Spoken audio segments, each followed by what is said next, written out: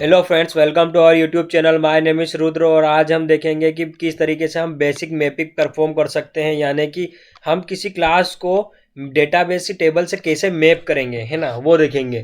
तो ये क्या है, हमारी क्लास है एम्प्लॉय नाम की। इसको क्या करना है, हमको मैप करना है डेटाबेस की टेबल से। ये क्या हमारा डेटाबेस है जिसका नाम है बेसिक मैपिंग विद एक्सएमएल। और ये क्या है, डेटाबेस मैनेजमेंट सिस्टम मायस्क्यूएल, इसका यूज़ कर रहे हैं। और उसके अंदर हमने क्या करा है, बेसिक मैपिंग विद एक्सएमएल नाम का डेटाबेस बना है। इसके अंदर हम क्या करेंगे, टेबल क्रिएट करेंगे, उससे मैप करेंगे इसको, है ना। तो ये मैपिंग परफॉर्म करेंगे। तो उसका मैपिंग परफॉर्म करने के कितने वे हैं, दो वे है बेसिकली। पहला है एक्सएमएल की मदद से, दूसरा है एनोटेशन की मदद से। तो हम सबसे पहले देखेंगे कि एक्सएमएल की मदद से कैसे हम मैपिंग परफॉर्म करेंगे। ये क्या है, एक डेटाबेस मैनेजमेंट सिस्टम है। इसके अंदर हमने क्या करा, बेसिक मैपिंग विथ एक्सएमएल नाम का डेटाबेस क्रिएट करा। उस डेटाबेस के अंदर हमने ईएमपी नाम की टेबल क्रिएट करी और उसके अंदर EMP ID, name, mobile number और एड्रेस नाम के कॉलम्स क्रिएट करे। हमने ईएमपी आईडी वाले कॉलम को क्या करा, प्राइमरी वैल्यू सेट कर दी, जाने जिससे क्या होगा कि इस कॉलम में डुप्लीकेट वैल्यू हम स्टोर नहीं कर पाएंगे, क्योंकि इम्प्लॉय के क्रोस्पोंडिंग क्या होता है, एक यूनिक इम्प्लॉय आईडी जनरेट होती है। और उस यूनिक एम्प्लॉय आईडी के क्रोस्पोंडिंग हम क्या कर सकते हैं, उस एम्प्लॉय के डेटा को फेच कर सकते हैं। अब मोबाइल नंबर और एम्प्लॉय आईडी दोनों ही क्या है, यूनिक होती है हर एम्प्लॉय के क्रोस्पोंडिंग, है ना। तो अब हम यदि डेटा को एक्सेस करना चाहें तो मोबाइल नंबर की मदद से भी कर सकते हैं और एम्प्लॉय आईडी की मदद से भी कर सकते हैं। हमने यहाँ पे क्या करा, प्राइमरी वैल्यू किसको सेट करी, एम्प्लॉय आईडी को सेट करी। और जब भी हम क्या करेंगे, किसी एम्प्लॉय के क्रोस्पोंडिंग डेटा को फेच करना चाहेंगे तो किसकी मदद से करेंगे, एम्प्लॉय आईडी की। क्योंकि नेम क्या हो सकता है, डुप्लीकेट हो सकता है, और एड्रेस भी डुप्लीकेट हो सकता है। मर क्या होगा, एम्प्लॉय आईडी क्या होगी, यूनिक होगी, और मोबाइल नंबर भी यूनिक होगा। अब हमारे ऊपर है कि हम किसको क्या करें, प्राइमरी की वैल्यू सेट करें। तो हमने क्या करा, ये टेबल क्रिएट कर दी। अब इस टेबल को इस क्लास से हमको क्या करना है, मैप करना। तो मैप करने के लिए क्या करेंगे, मैपिंग का यूज़ करेंगे। किस टाइप की मैपिंग का, एक्सएमएल मैपिंग का, है ना। तो मैपिंग का यूज़ करने से पहले हमको क्या करना पड़ेगा, फाइल क्रिएट करना पड़ेगी एक्सएमएल की। तो एक्सएमएल फाइल क्रिएट करी, उसके अंदर हम क्या करेंगे, हाइबरनेट मैपिंग टेक का यूज़ करेंगे, क्योंकि ये क्या है, रूट टेक है। इसके अंदर हम टेक्स्ट का मैपिंग टेक्स्ट का यूज़ करते हैं मैप करने के लिए क्लास और उसके अंदर प्रेजेंट एट्रीब्यूट को टेबल और उसके कॉलम से। तो सबसे पहले हम क्या करेंगे, क्लास टैग का यूज़ करेंगे और उसमें नेम एट्रीब्यूट का यूज़ करेंगे। उसके अंदर हम क्या करेंगे, पास कर देंगे उस क्लास का नाम जिसको हमको क्या करना है, इस टेबल से, डेटाबेस के अंदर प्रेजेंट ईएमपी टेबल से मैप करना है। और उसके बाद हमने क्या करा है, टेबल एट्रीब्यूट का यूज़ करा है या फिर टेबल एट्रीब्यूट का यूज़ करा है। उसके अंदर हमने क्या कर दिया है, ईएमपी नाम की टेबल का नाम पास कर दिया, यानी कि ये जो क्लास है इसको किस टेबल से मैप करना है, ईएमपी नाम की टेबल से मैप करना, जो किसके अंदर प्रेजेंट है, डेटाबेस के अंदर प्रेजेंट है ना। तो अब ये टेबल क्या हो जाएगी, क्लास से मैप तो हो जाएगी। उसके अंदर अब हमको क्या करना है, इनके अंदर जो प्रेजेंट प्रॉपर्टी है इसको भी मैप करना है हमको कॉलम से। तो हम क्या करेंगे, सबसे पहले आईडी टैग का यूज़ करेंगे और उसके अंदर नेम एट्रीब्यूट के अंदर पास कर देंगे उस प्रॉपर्टी का नाम जिसको हमको क्या करना है, मैप करना है इस ईएमपी आईडी कॉलम से। तो हमने आईडी टैग का यूज़ क्यों करा, क्योंकि आईडी टैग की मदद से हम क्या बताते हैं कि जो भी इस आईडी टैग के अंदर हम प्रॉपर्टी पास कर रहे हैं उसको क्या करो, टेबल के अंदर प्रेजेंट प्राइमरी की कॉलम से क्या करो, मैप करो। तो टेबल के अंदर प्रेजेंट प्राइमरी की कॉलम कौन सा है, ईएमपी आईडी। तो इस प्रॉपर्टी को, किसकी, एम्प्लॉय की ईएमपी आईडी वाली प्रॉपर्टी को क्या कर देगा, ये मैप कर देगा टेबल के अंदर प्रेजेंट ईएमपी आईडी वाले कॉलम से। वैसे ही हम क्या करेंगे, प्रॉपर्टी टैग का यूज़ करेंगे और उसके अंदर नेम एट्रीब्यूट में पास कर देंगे उस प्रॉपर्टी का नाम इस क्लास की जिसको हमको क्या करना है, मैप करना है नेम वाले कॉलम से। तो यहाँ पर हमने पास कर दिया। वैसे हम मोबाइल नंबर और एड्रेस के साथ भी वही करेंगे। अब आईडी का यूज़ इसलिए कर रहा है कि हम बता रहे हैं कि इसके अंदर जो भी हम प्रॉपर्टी पास करेंगे उस प्रॉपर्टी को क्या करना है, टेबल के अंदर प्रेजेंट प्राइमरी की कॉलम से मैप करना है। और जो नॉर्मल प्रॉपर्टी टैग का यूज़ करेंगे तो वो क्या करेगा, नॉर्मल कॉलम से मैप कर देगा, यानी कि उस कॉलम में क्या कर सकते हैं, हम डुप्लीकेट डेटा को स्टोर कर सकते हैं। मगर जो प्राइमरी की कॉलम है उसमें क्या करेंगे, हम यूनिक डेटा को ही स्टोर कर सकते हैं। अब ये तो हमने देख लिया कि हमने पहले से टेबल को क्रिएट कर लिया डेटाबेस के अंदर और उसको किस तरीके से हमने क्या करा, मैप करा इस क्लास से। मगर यदि मान लो कि हम क्या चाहते हैं कि टेबल भी हाइबरनेट खुद क्रिएट करें और मैपिंग भी खुद ही परफॉर्म करें, तो हम क्या करेंगे, उसके लिए कॉन्फ़िगरेशन फाइल में एक प्रॉपर्टी को डिफाइन करेंगे जिसका नाम है हाइबरनेट HBM2DDL.auto और उसमें वैल्यू पास कर देंगे अपडेट, जिससे हम क्या करेंगे, हाइबरनेट को इंस्ट्रक्शन देंगे कि यदि टेबल क्रिएट नहीं हो डेटाबेस में तो क्या करो, आप खुद क्रिएट कर दो और उसमें मैपिंग परफॉर्म कर दो उस क्लास से, है ना। तो ये जब हम कोड करेंगे तब हम समझेंगे कि किस तरीके से हम उसको क्रिएट करेंगे ऑटोमेटिकली और किस तरीके से मैपिंग परफॉर्म होगी। अब नेक्स्ट है एनोटेशन की मदद से किस तरीके से हम मैपिंग परफॉर्म करेंगे। तो ये क्या हमारी नॉर्मल पोजो क्लास है। यदि हम इसमें एनोटेशन को ध्यान में नहीं रखेंगे, अभी सिर्फ पोजो क्लास के बारे में बात कर रहे हैं, यानी कि ये क्लास और इसमें present variable int, ID, name, mobile number और एड्रेस। तो ये नॉर्मल पोजो क्लास है, इसको हमको क्या करना है, डेटाबेस में प्रेजेंट टेबल से मैप करना है ना। तो हम यदि XML का यूज़ करते थे तो क्या करते थे, एक अलग से फाइल क्रिएट करते थे, उसमें XML टैग का यूज़ करते थे हाइबरनेट को बताने के लिए कि किस तरीके से किसी पोजो क्लास को मैप करोगे आप डेटाबेस में प्रेजेंट टेबल से, है ना। और वैसे ही हमको क्या करना है, यदि एनोटेशन का यूज़ करके हम मैपिंग परफॉर्म करेंगे तो क्या करेंगे, उसी सेम पोजो क्लास में हम क्या करेंगे, एनोटेशंस को क्या करेंगे, क्रिएट कर देंगे और बता देंगे हाइबरनेट को कि कौन सी क्लास को मैप करना है और कौन से एट्रीब्यूट को मैप करना है। जब हम एनोटेशन का यूज़ करेंगे तो हाइबरनेट को पता चल जाएगा, हम इसमें अलग से कोई फाइल या फिर क्लास क्रिएट नहीं करते हैं, है ना। तो आप समझते हैं कि ये एनोटेशन का काम क्या है। तो जो @entity एनोटेशन है, इसको हम क्या करते हैं, क्लास के नेम के ऊपर क्या करते हैं, मैप करते हैं। यानी कि हम क्या करेंगे, इसको तब क्रिएट करेंगे जब हमको किसी क्लास को मैप करना हो डेटाबेस की टेबल से। यदि हमने इसको क्रिएट कर दिया तो क्या होगा, हाइबरनेट समझ जाएगा कि ये जो क्लास है इसको क्या करना है, डेटाबेस में प्रेजेंट टेबल से मैप करना है। मगर कौन सी टेबल से मैप करना है तो हम क्या बताएंगे, @table एनोटेशन की मदद से बताएंगे और उसमें नाम एट्रीब्यूट में पास कर देंगे उस टेबल का नाम जिससे हमको क्या करना है, इस क्लास को मैप करना है ना। अब वैसे हम क्या करेंगे, @id टेक एनोटेशन का यूज करेंगे जिससे हम बताएंगे कि इस क्लास के अंदर कौन सी प्रॉपर्टी जिसको आपको क्या करना है, प्राइमरी की कॉलम से मैप करना है, टेबल में प्रेजेंट डेटाबेस में प्रेजेंट टेबल के प्राइमरी की कॉलम से मैप करना है। तो जिस भी प्रॉपर्टी को मैप करना है उसके ऊपर क्या करेंगे, हम @id एनोटेशन का यूज करेंगे। और @कॉलम एनोटेशन का यूज इसलिए करेंगे कि यदि हम नहीं चाहते हैं कि बाय डिफॉल्ट जो नाम हो टेबल के अंदर प्रेजेंट हो कॉलम का वो ID या नेम या फिर मोबाइल नंबर हो, तो हम क्या करेंगे, कॉलम एनोटेशन का यूज करेंगे और उसमें नाम पास कर देंगे जो हम चाहते हैं कि वो नाम उसमें हो कॉलम के अंदर, है ना। तो वो नाम पास कर देंगे। यदि हम कॉलम एट्रीब्यूट का यूज नहीं करेंगे तो क्या हो जाएगा, बाय डिफॉल्ट नाम जो प्रॉपर्टी का नाम है क्लास के अंदर वही हो जाएगा कॉलम का नाम। अब ये तो हमने देख लिया कि किस तरीके से हम क्या करेंगे, XML की मदद से हम क्या करेंगे, मैपिंग परफॉर्म करेंगे और कौन से टैग का मतलब क्या होता है, और एनोटेशन में किस तरीके से करेंगे और कौन से टैग का मतलब क्या होता है, एनोटेशन का मतलब क्या होता है और किस तरीके से मैपिंग परफॉर्म होगी। अब इसको हम कोड से भी समझते हैं। अब हम क्या करेंगे, फर्स्ट एप्लीकेशन क्रिएट करेंगे हाइबरनेट के लिए, है ना। तो उसको क्रिएट करने से पहले हम देखेंगे कि कौन कौन सी चीज़ों की रिक्वायरमेंट लगेगी, यानी कि सॉफ्टवेयर की। तो सबसे पहले हम क्या कर रहे हैं, MySQL डेटाबेस मैनेजर सिस्टम का यूज़ कर रहे हैं। आप ओरेकल का भी कर सकते हो, पोस्टग्रेल का कोई सा भी कर सकते हो, है ना। और हम जो जावा का कोड लिखेंगे उसके लिए कौन सा सॉफ्टवेयर की रिक्वायरमेंट लगेगी, हम नेटबीन्स का भी यूज़ कर सकते हैं, इक्लिप्स का भी कर सकते हैं और STS का भी कर सकते हैं। हम किसका यूज़ कर रहे हैं, STS का। STS और इक्लिप्स दोनों क्या है, सिमिलर है। अब प्रोजेक्ट बनाने से पहले हमको क्या करना पड़ेगा, चेक करना पड़ेगा स्टेप्स को। उन स्टेप्स को फॉलो करके हम क्या करेंगे, प्रोजेक्ट को क्रिएट करेंगे। तो सबसे पहली स्टेप क्या है, क्रिएट अ मेवन प्रोजेक्ट। तो मेवन प्रोजेक्ट क्रिएट कर लेते हैं हम। यहाँ पे आएंगे, नेक्स्ट पे न्यू पे क्लिक करेंगे और मेवन प्रोजेक्ट को सिलेक्ट कर लेंगे। उसके बाद में नेक्स्ट करेंगे। नेक्स्ट करने के बाद में क्या करेंगे, आर्कटाइप चूज करेंगे, org.apache.maven। ये क्या आर्कटाइप है। हम क्या कर रहे हैं, मेवन प्रोजेक्ट बना रहे हैं, यानी कि ये मेवन प्रोजेक्ट क्या करता है, हमें खुद ब खुद वो स्ट्रक्चर प्रोवाइड कर देता है उस प्रोजेक्ट के कोरस्पॉन्डिंग जिस प्रोजेक्ट को हमको क्रिएट करना है। हम हाइबरनेट का प्रोजेक्ट क्रिएट करना चाहते हैं तो मेवन क्या करेगा, हाइबरनेट से कोरस्पॉन्डिंग क्या करेगा, हमको एक स्ट्रक्चर प्रोवाइड कर देगा फाइल का, जिसके अंदर हम क्या कर सकते हैं, आसानी से सेपरेट कर सकते हैं उन फाइलों को जिनको हमको क्या करना है, हाइबरनेट की एप्लीकेशन क्रिएट करते वक्त बनाना है। हम यहाँ क्या करेंगे, quick start artifact ID choose करेंगे जिसका वर्जन 1.4 है और नेक्स्ट कर देंगे।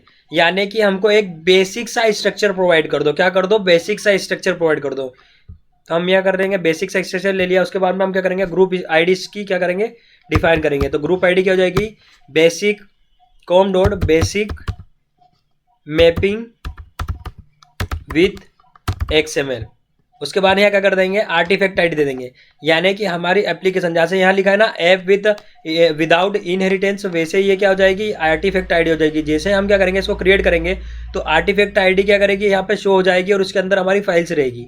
तो यहाँ पे कर देंगे बेसिक मैपिंग विथ XML, है ना। हमको पैकेज का नाम इतना बड़ा नहीं रखना, तो हम यहाँ पे क्या कर देंगे, इसको कट कर देंगे और फिनिश कर देंगे।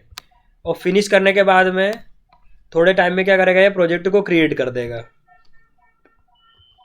यहाँ पे हम यस कर देंगे और नेक्स्ट कर देंगे तो ये क्या करेगा, प्रोजेक्ट क्रिएट कर देगा। अब मेवन ही क्यों करा है, तो मेवन क्या करता है, हमें स्ट्रक्चर प्रोवाइड करता है और हमारी फाइल्स को क्या करने का काम करता है, मेंटेन करने का काम करता है। और यदि हम किसी एक्सटर्नल लाइब्रेरी का यूज़ करते हैं तो हम क्या करते हैं, उसके कोरस्पॉन्डिंग यहाँ पे क्या कर देते हैं, या फ्रेमवर्क का यूज़ करते हैं तो उसके कोरस्पॉन्डिंग हम यहाँ पे डिपेंडेंसी ऐड कर देते हैं। मेवन खुद ब खुद क्या करता है, उसको सारे को लोड करके इस मेवन डिपेंडेंसीज में ऐड कर देता है। हमें कुछ भी करने की जरूरत नहीं होती है, सारा मेंटेन करने का काम कौन करता है, मेवन खुद करता है। यदि हम नॉर्मल जावा प्रोजेक्ट बनाते हैं तो क्या होता है, जैसे हम यहाँ पे जाके चेक कर लेते हैं, न्यू पे जाके जावा प्रोजेक्ट पे जाके यहाँ पे करते हैं बेसिक मैपिंग विद XML करके करते हैं और नेक्स्ट कर देते हैं। तो ये क्या हो गया, नॉर्मल जावा प्रोजेक्ट बन गया। इसमें सिर्फ हमारे पास में दो ही स्ट्रक्चर है, JRE सिस्टम लाइब्रेरी और SRC के अंदर सारी जावा की फाइलें रखेंगे। और यदि हमको एक्सटर्नल फ्रेमवर्क या लाइब्रेरी को यूज करना होगा तो हमको खुद से ऐड करना पड़ेगा उन जार फाइलों को। और यहाँ पे क्या होता है कि हमको मेवन खुद एक स्ट्रक्चर प्रोवाइड करता है और उसमें क्या करता है वो, यदि हम यहाँ pom.xml उसने हमको प्रोवाइड करी, यानी कि उसने बोला है कि यदि आपको कोई से भी एक्सटर्नल फ्रेमवर्क को यूज करना है तो उसके कोरस्पॉन्डिंग डिपेंडेंसी को ऐड करो। सारी नेसेसरी फाइल्स में क्या करूंगा, नेट से डाउनलोड करके यहाँ पे लाके मेवन डिपेंडेंसी वाले फोल्डर में लाके पुट कर दूंगा। तो यहाँ पे हम देखते हैं अभी pom.xml में क्या है। तो यहाँ डिपेंडेंसी स्टैक के अंदर क्या होती है, डिपेंडेंसी डिफाइन होती है। तो अभी कौन सी है, JUnit की डिपेंडेंसी है। तो यहाँ पे क्या करा उसने, JUnit के कोरस्पॉन्डिंग जार फाइल लाके रख दी नेट से। अब यही काम हमको क्या करना पड़ेगा, यदि हम नॉर्मल जावा प्रोजेक्ट का यूज करेंगे तो हम क्या करेंगे, खुद से लाके हमको ऐड करना पड़ेगा, उन फाइलों को भी मेंटेन करना पड़ेगा और हमारी एप्लीकेशन रिलेटेड फाइलों को भी मेंटेन करना पड़ेगा। तो समझ आया कि हम क्यों यूज कर रहे हैं, किसका, मेवन प्रोजेक्ट का यूज क्यों कर रहे हैं। तो ये तो हमने देख लिया। अब नेक्स्ट क्या करेंगे, हम क्रिएट करेंगे। तो पहला स्टेप तो हमने क्या कर लिया, यहाँ से इसको डिलीट कर देते हैं। ये हमने सिर्फ समझने के लिए क्रिएट करा था, इसको नेक्स्ट डिलीट। अब नेक्स्ट क्या काम है हमारा, नेक्स्ट है क्रिएट एड डिपेंडेंसी इन pom.xml, यानी कि ऐड करना है डिपेंडेंसी को pom.xml फाइल के अंदर, है ना। तो यहाँ pom.xml हम खोल लेंगे। उसके बाद क्या करना है, डिपेंडेंसी को ऐड करना है। तो हम कौन सी एप्लीकेशन क्रिएट कर रहे हैं, हाइबरनेट की एप्लीकेशन क्रिएट कर रहे हैं और हाइबरनेट की एप्लीकेशन क्रिएट कर रहे हैं ना। तो सबसे पहले हम क्या करते हैं, हाइबरनेट की डिपेंडेंसी को क्या करते हैं, डाउनलोड करते हैं, सॉरी डाउनलोड नहीं करते, सर्च करते हैं और ऐड करते हैं। तो क्या करते हैं, हाइबरनेट डिपेंडेंसी फॉर मेवन, यहाँ पे नेक्स्ट कर देंगे। उसके बाद में हम यहाँ जाएंगे, यहाँ जाने के बाद में गेट स्टार्टेड पे जाएंगे, गेट स्टार्टेड में लोड कर देंगे। उसके बाद में यहाँ पे देखेंगे लेटेस्ट स्टेबल। तो यहाँ पे लेटेस्ट स्टेबल वर्जन कौन सा है हाइबरनेट का, उसको जाके HTML पे क्लिक कर देंगे उसके सामने। और HTML पे जाने के बाद में नीचे जाएंगे और यहाँ पे हमको दिखेगा डिपेंडेंसी। तो यहाँ पे इसको कॉपी कर लेंगे डिपेंडेंसी को। ये किसकी डिपेंडेंसी है, हाइबरनेट की है। तो इसको यहाँ से कॉपी करने के बाद में हमारे प्रोजेक्ट में आके ऐड कर देंगे, है ना। तो यहाँ pom.xml के अंदर डिपेंडेंसी स्टैक के अंदर हम क्या करेंगे, हाइबरनेट की डिपेंडेंसी ऐड कर देंगे। अभी मेवन डिपेंडेंसी के अंदर कुछ भी नहीं है। अब जैसे इसको हम सेव करेंगे तो हाइबरनेट मेवन क्या करेगा, ऑटोमेटिक सारी रिलेटेड कोर जार को क्या करेगा, लाके इस फोल्डर के अंदर रख देगा मेवन डिपेंडेंसी के अंदर। तो यहाँ पे थोड़ा टाइम लेगा और यहाँ सारी फाइलों को ऐड कर देगा। किसके क्रॉसपोंडिंग, इस हाइबरनेट के क्रॉसपोंडिंग, यानी कि हाइबरनेट का जब हम यूज़ कर रहे हैं तो जिन जिन नेसेसरी फाइल की रिक्वायरमेंट होगी सारी नेट पे से उठा के क्या करेगा, इस मेवन डिपेंडेंसी नाम के फोल्डर के अंदर आके रख देगा। अब नेक्स्ट क्या करना है हमको, ये राके इसने क्या कर दिया, पुट कर दिया, है ना। अब नेक्स्ट क्या है हमारा काम, हमको क्या करना है, कनेक्टर को लाना है और ऐड करना है। वो कनेक्टर किस टाइप का होगा, MySQL का होगा, क्योंकि हम क्या कर रहे हैं, जिस भी डेटाबेस मैनेजमेंट सिस्टम का यूज़ करते हैं तो उसके क्रॉसपोंडिंग वो कंपनी क्या रहती है जो सॉफ्टवेयर बनाती है ना, वो क्या करती है, एक कनेक्टर प्रोवाइड करती है हमको उस डेटाबेस से कनेक्ट करने के लिए अपनी एप्लीकेशन को। तो वो कनेक्टर का हमको क्या रिक्वायरमेंट लगेगी। तो हम नेट पे जाएंगे और वापस से जाके गूगल पे जाने के बाद सर्च करेंगे मेवन डिपेंडेंसी, क्या करेंगे, maven dependency for SQL connector, ठीक है। यहाँ पे जाने के बाद MySQL कनेक्टर जावा पे चले जाएंगे। उसके बाद में यहाँ पे आके हमारा वर्जन यूज कर लेंगे। हमारा क्या है 8 है, तो हम क्या कर लेंगे यहाँ पे 8.0.28 वाला वर्जन क्या करते हैं, इसको सिलेक्ट करते हैं। उसके बाद में यहाँ आने के बाद में इसमें से डिपेंडेंसी को कॉपी कर लेंगे और हमारे प्रोजेक्ट में आके ऐड कर देंगे। तो यहाँ से कॉपी और कॉपी करने के बाद में प्रोजेक्ट में आने के बाद में ऐड कर देंगे। तो हमने क्या कर लिया, दूसरा काम भी कर लिया, यानी कि हम हाइबरनेट एप्लीकेशन बना रहे हैं। तो हमने क्या कर लिया, हाइबरनेट की डिपेंडेंसी ऐड कर ली। और MySQL कनेक्टर की रिक्वायरमेंट थी किसको, हमारी एप्लीकेशन को डेटाबेस से ऐड करने के लिए। तो हमने क्या कर लिया, MySQL कनेक्टर को क्या कर लिया, उसकी डिपेंडेंसी को ऐड कर दिया। अब यदि हमको क्या करना है, डेटाबेस यदि हम चेंज करते हैं ओरेकल, तो हमको क्या करना पड़ेगा, ओरेकल के क्रॉसपोंडिंग उसका क्या करना पड़ेगा, कनेक्टर का यूज करना पड़ेगा। यदि हम क्या करते हैं PostgreSQL का यूज करेंगे तो उसके कनेक्टर को हमको क्या करना पड़ेगा, यहाँ पे डिपेंडेंसी को ऐड करना पड़ेगा। तो कनेक्टर का यूज क्यों करते हैं, कम्युनिकेशन स्टेबलाइज करवाने के लिए, किसके बीच में, हमारी एप्लीकेशन और डेटाबेस के बीच में। और उस डेटाबेस से क्रॉसपोंडिंग हमको क्या करना पड़ेगा, कनेक्टर की डिपेंडेंसी को ऐड करना पड़ेगा हमारी pom.xml में। तभी हम क्या कर सकते हैं, कम्युनिकेशन को स्टेबलाइज कर सकते हैं, है ना। अब नेक्स्ट क्या है हमारा, नेक्स्ट काम है हमारा पोजो क्लासेस क्रिएट करना। तो पोजो क्लासेस क्रिएट करेंगे तो हम क्या करना पड़ेगा, सबसे पहले हमको पैकेज क्रिएट करना पड़ेगा और पैकेज का नाम रख देंगे हम पोजो, या फिर रख देते हैं एंटिटी। क्या कर देते हैं, एंटिटी। इसके अंदर क्या करेंगे, पोजो क्लास क्रिएट करेंगे। उस क्लास का नाम क्या रख देंगे हम, एम्प्लॉय। इसके अंदर क्या करेंगे, वेरिएबल्स डिफाइन करेंगे। तो सबसे पहला क्या हो जाएगा, प्राइवेट इंट आईडी, ठीक है। नेक्स्ट हो जाएगा प्राइवेट स्ट्रिंग नेम, नेक्स्ट हो जाएगा प्राइवेट स्ट्रिंग कॉन्टैक्ट, और नेक्स्ट हो जाएगा प्राइवेट स्ट्रिंग एड्रेस। अब ये तो कर लिया हमने वेरिएबल। इससे क्रॉसपोंडिंग क्या करना है हमको, गेटर्स एंड सेटर्स क्रिएट करना है। यदि आपको पता नहीं है कि पोजो क्लास होती क्या है तो प्रीवियस वीडियो में जाके देख सकते हो पोजो क्लास होती क्या और कैसे क्रिएट करते हो, इसका पर्पस क्या होता है क्रिएट करने का। तो ये हमने क्या कर दी, पोजो क्लासेस क्रिएट कर दी। अब नेक्स्ट क्या है हमारा, नेक्स्ट है हमारा, हमको क्या करना है, एक मैपिंग फाइल क्रिएट करना। तो मैपिंग फाइल क्रिएट करने के लिए हमको क्या करना पड़ेगा, अलग से पैकेज क्रिएट करेंगे हम। उस पैकेज का नाम रख देंगे मैपिंग। क्या रख देंगे, मैपिंग, जिसके अंदर क्या करेंगे, मैपिंग फाइल क्रिएट करेंगे। वो फाइल किस टाइप की होगी, XML टाइप की होगी। तो हमको क्या करना पड़ेगा, फाइल क्रिएट करेंगे जिसका नाम रख देंगे hibernate.hbm.xml। अब इसको हमने क्या कर दिया, फाइल को क्रिएट कर दिया। फाइल को क्रिएट करने के बाद सबसे पहले क्या करना पड़ेगा, हमको DTD ऐड करना पड़ेगा। तो हम क्या करेंगे, आप क्रोम पे जाएंगे और वहाँ जाने के बाद में सर्च करेंगे DTD फॉर हाइबरनेट मैपिंग। तो यहाँ जाने के बाद में हम इसको सर्च कर देंगे। उसके बाद में यहाँ पे हमारी पहली साइड आएगी index.of/DTD। इस पे जाके हम क्या करेंगे, क्लिक कर देंगे। या आपके इसमें ऑर्डर आगे पीछे हो सकता है, आप देख लेना। हम क्या करेंगे, यहाँ पे जाके हमको बहुत सारी यहाँ पे क्या करें, इसने लिंक प्रोवाइड करिए। हमको क्या करना, हाइबरनेट मैपिंग DTD को डाउनलोड करना है। तो हम यहाँ पे इसको क्लिक कर देंगे। क्लिक करने के बाद में जैसे ही डाउनलोड हो जाएगी इसको हम क्या कर लेंगे, ओपन कर लेंगे। तो यहाँ पे इसको डाउनलोड होने के बाद में इसको ओपन कर लेंगे। और ओपन होने के बाद में यहाँ से ये 3 लाइन, ये क्या है, DTD है किसकी, हाइबरनेट मैपिंग की। इसको कॉपी करके हमारे प्रोजेक्ट में इसको क्या कर देंगे, पेस्ट कर देंगे। तो यहाँ पे हमने क्या करा है, DTD तो ऐड कर लिया, मगर ये DTD होता क्या है। तो सपोज हम क्या करते हैं, जावा के प्रोग्राम से समझने की कोशिश करते हैं। सपोज करो कि हमने क्या करा, एक जावा की एप्लीकेशन बनाई, उसमें हमको क्या करना है, यूजर से इनपुट लेना। तो हम क्या करेंगे, स्कैनर क्लास को सबसे पहले इंपोर्ट करेंगे। इंपोर्ट करने के बाद में उसका ऑब्जेक्ट बनाएंगे और ऑब्जेक्ट की मदद से क्या करेंगे, हम मेथड को कॉल करेंगे। सपोज हमको क्या करना है, इंटीजर वैल्यू को इनपुट करवाना है यूजर से। तो हम क्या करेंगे, SC क्या हमारा स्कैनर का ऑब्जेक्ट है, उसकी मदद से हम क्या करेंगे, मेथड को कॉल करेंगे नेक्स्ट इंट। यानी कि हम बोलेंगे कि हमको क्या करना है, यूजर से इंटीजर वैल्यू को इनपुट करवाना है इस वेरिएबल में। मगर ये तो हमको समझ में आ रहा है, ये जावा को समझ में आएगा देख के कि ये मेथड क्या करेगी, नहीं। जावा जब उस मेथड के पास में पहुंचेगा एग्जीक्यूट करते करते, तो देखेगा नेक्स्ट इंट नाम की मेथड है। तो वो देखेगा कि ये किस क्लास में रखी हुई है, तो उसको देखेगा कि कौन से ऑब्जेक्ट की मदद से कॉल हो रही है। तो देखेगा कि ये स्कैनर का ऑब्जेक्ट है और इसकी मदद से ये मेथड कॉल हो रही है। तो वो स्कैनर क्लास में जाएगा और वहाँ पे जाके चेक करेगा कि ये जो नेक्स्ट इंट है इसकी इंप्लीमेंटेशन को देखेगा कि ये क्या कर रही है। उसके बाद में क्या करेगा, वो एग्जीक्यूशन परफॉर्म करेगा। वैसे ही जो है ये क्या है, DTD है। अब हम समझते हैं, जैसे हमने क्या करा, हमने हाइबरनेट को ऐड करा हमारे प्रोजेक्ट में। तो हमने खुद से मैनुअली ऐड करा क्या, नहीं, हमने क्या करा, डिपेंडेंसी को ऐड करा और उससे corresponding सारी फाइलें कहाँ आ गई, डिपेंडेंसी फोल्डर के अंदर आ गई मेवन के। वैसे हम क्या कर रहे हैं, यहाँ पे डॉक टाइप का यूज कर रहे हैं। जैसे कि हम क्या करेंगे, मैपिंग के लिए अलग अलग टेक्स्ट का यूज करेंगे, है ना। तो वो हमको ह्यूमन अंडरस्टैंडेबल है, तो हम क्या कर सकते हैं, उसको समझ सकते हैं कि वो टेक कौन सा टेक क्या करेगा। मगर ये हाइबरनेट को पता नहीं चलेगा। हाइबरनेट क्या करेगा, इस DTD की मदद से क्या करेगा, रेफरेंस लेके समझेगा उस टेक को। जब वो उस टेक के पास में आएगा और एग्जीक्यूशन परफॉर्म करेगा तो इस DTD का रेफरेंस लेके समझेगा, है ना। सपोज करो इसमें क्या रखा है, लिंक दे रखी है कहाँ कि ये जो फाइल है हाइबरनेट मैपिंग 3.2.DTD, ये कहाँ रखी हुई है, सारी फाइल है। तो जब भी क्या होगा, हाइबरनेट इस फाइल के पास में आएगा और ये टेक्स्ट को देखेगा और उसको समझ में नहीं आया कि टेक क्या करते हैं, तो क्या करेगा, इसका फाइल का रेफरेंस लेगा, किसका, DTD का रेफरेंस लेगा, है ना। वो कहाँ रखी हुई है सारी, हमने यहाँ पे क्या करा है, लिंक पास कर दिया है।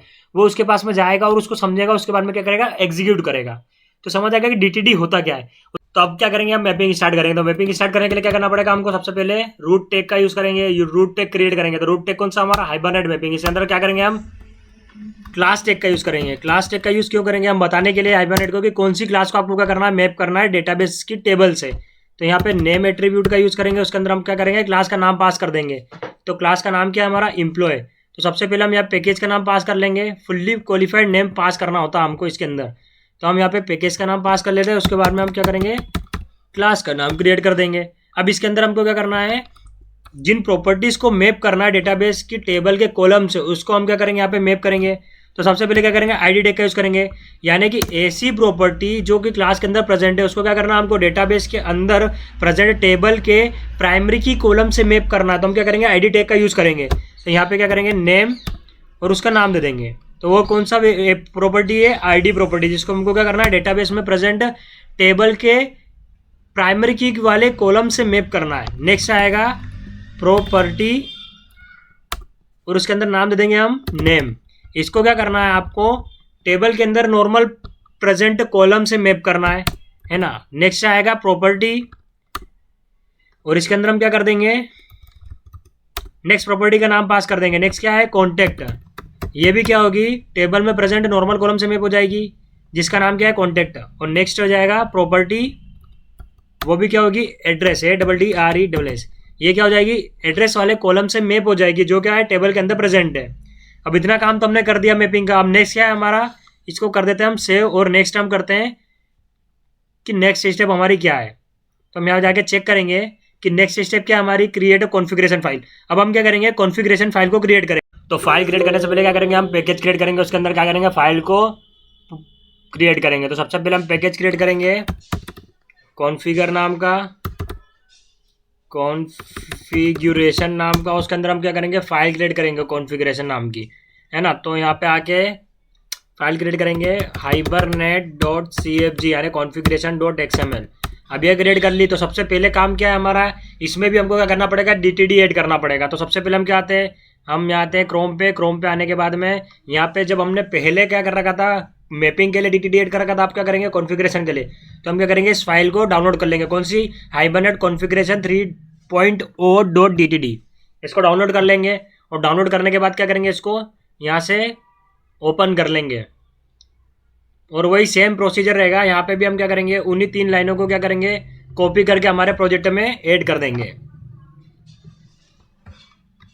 अब ये तो हमने देख लिया कि DTD का यूज़ क्यों करते हैं, है ना, क्योंकि इसके अंदर क्या रहता है, डिफाइन होता है, उसका इम्प्लीमेंटेशन डिफाइन होती है जिस टैग को हम यूज़ कर रहे हैं। और इसकी रेफरेंस से क्या कर सकता है, हाइबरनेट समझ सकता है कि जिस टैग को हम यूज़ कर रहे हैं उसका काम क्या है।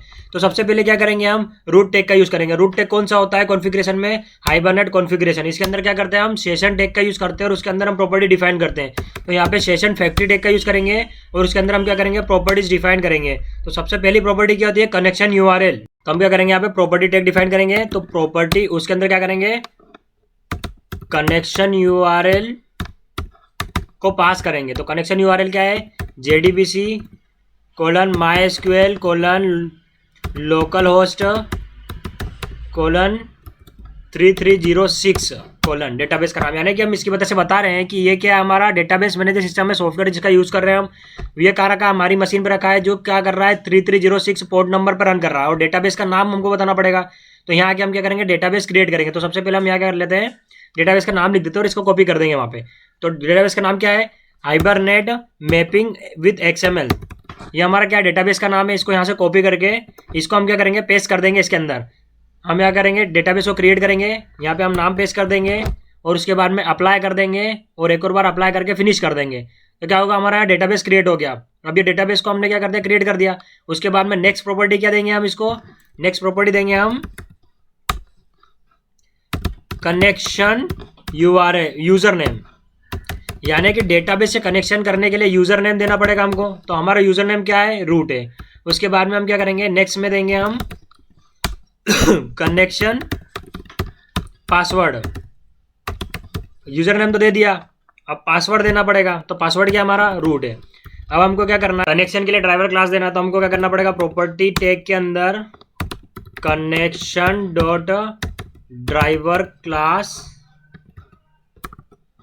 ड्राइवर CLASS क्लास, उसका नाम क्या है, कहाँ रखी हुई है, com.mysql.jdbc.driver ड्राइवर।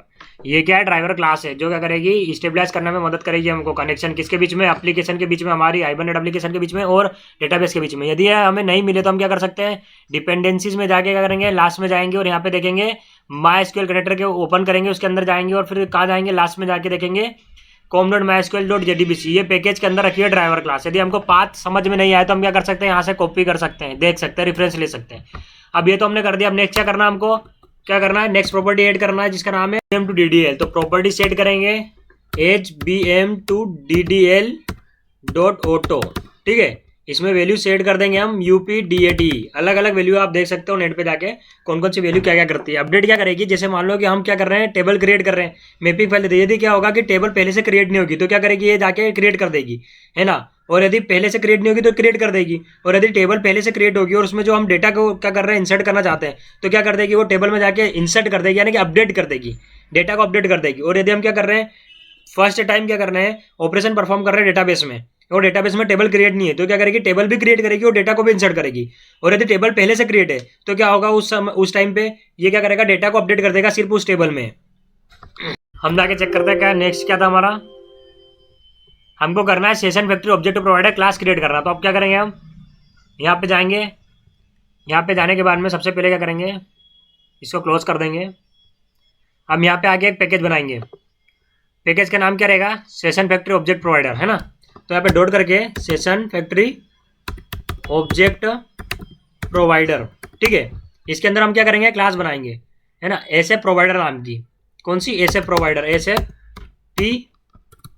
SFPROVIDR प्रोवाइडर, यानी सेशन फैक्ट्री का ऑब्जेक्ट प्रोवाइड करेगा, है ना। अब यहाँ पे कर देंगे नेक्स्ट। अब नेक्स्ट करने के बाद में सबसे पहले क्या करेंगे, यहाँ पे दो रेफरेंस वेरिएबल बनाएंगे। कौन कौन से, एक तो कॉन्फ़िगरेशन का और एक सेशन फैक्ट्री का। तो सबसे पहले हम क्या करेंगे, कॉन्फ़िगरेशन का क्या करेंगे, रेफरेंस वेरिएबल बनाएंगे। तो प्राइवेट स्टैटिक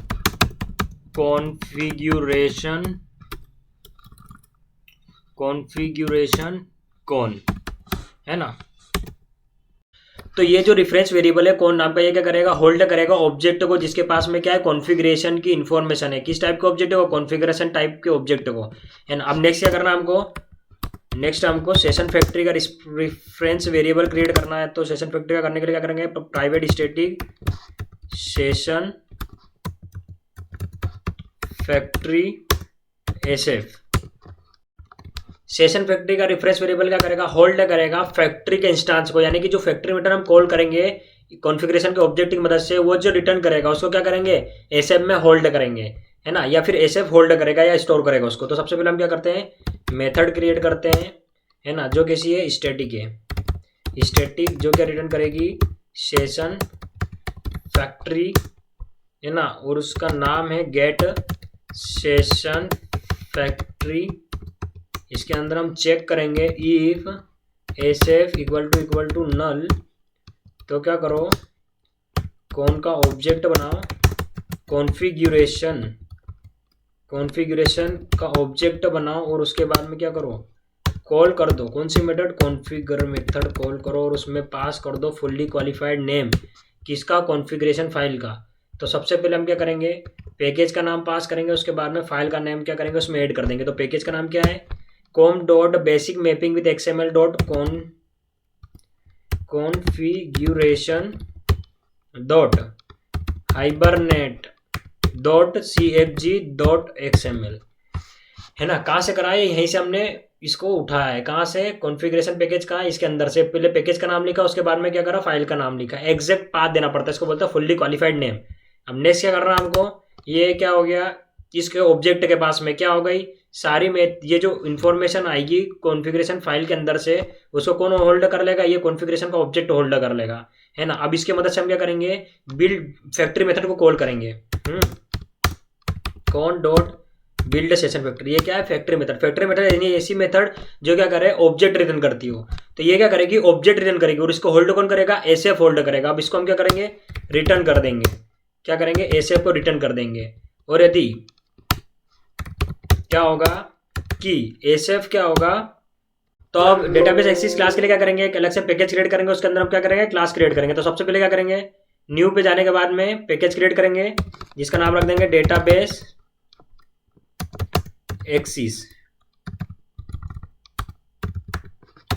इसके अंदर हम करेंगे एक्सिस नाम की क्लास क्रिएट कर देंगे। क्या कर देंगे, एक्सिस नाम की क्लास क्रिएट कर देंगे, है ना। इसके अंदर क्या करेंगे, सबसे पहले मेन मेथड क्रिएट करेंगे। तो public static void main string args ये मेथड क्रिएट कर दी। इसके अंदर क्या करेंगे, सबसे पहले हम सेशन फैक्ट्री का रेफरेंस वेरिएबल, इससे सॉरी सेशन का रेफरेंस वेरिएबल बनाएंगे।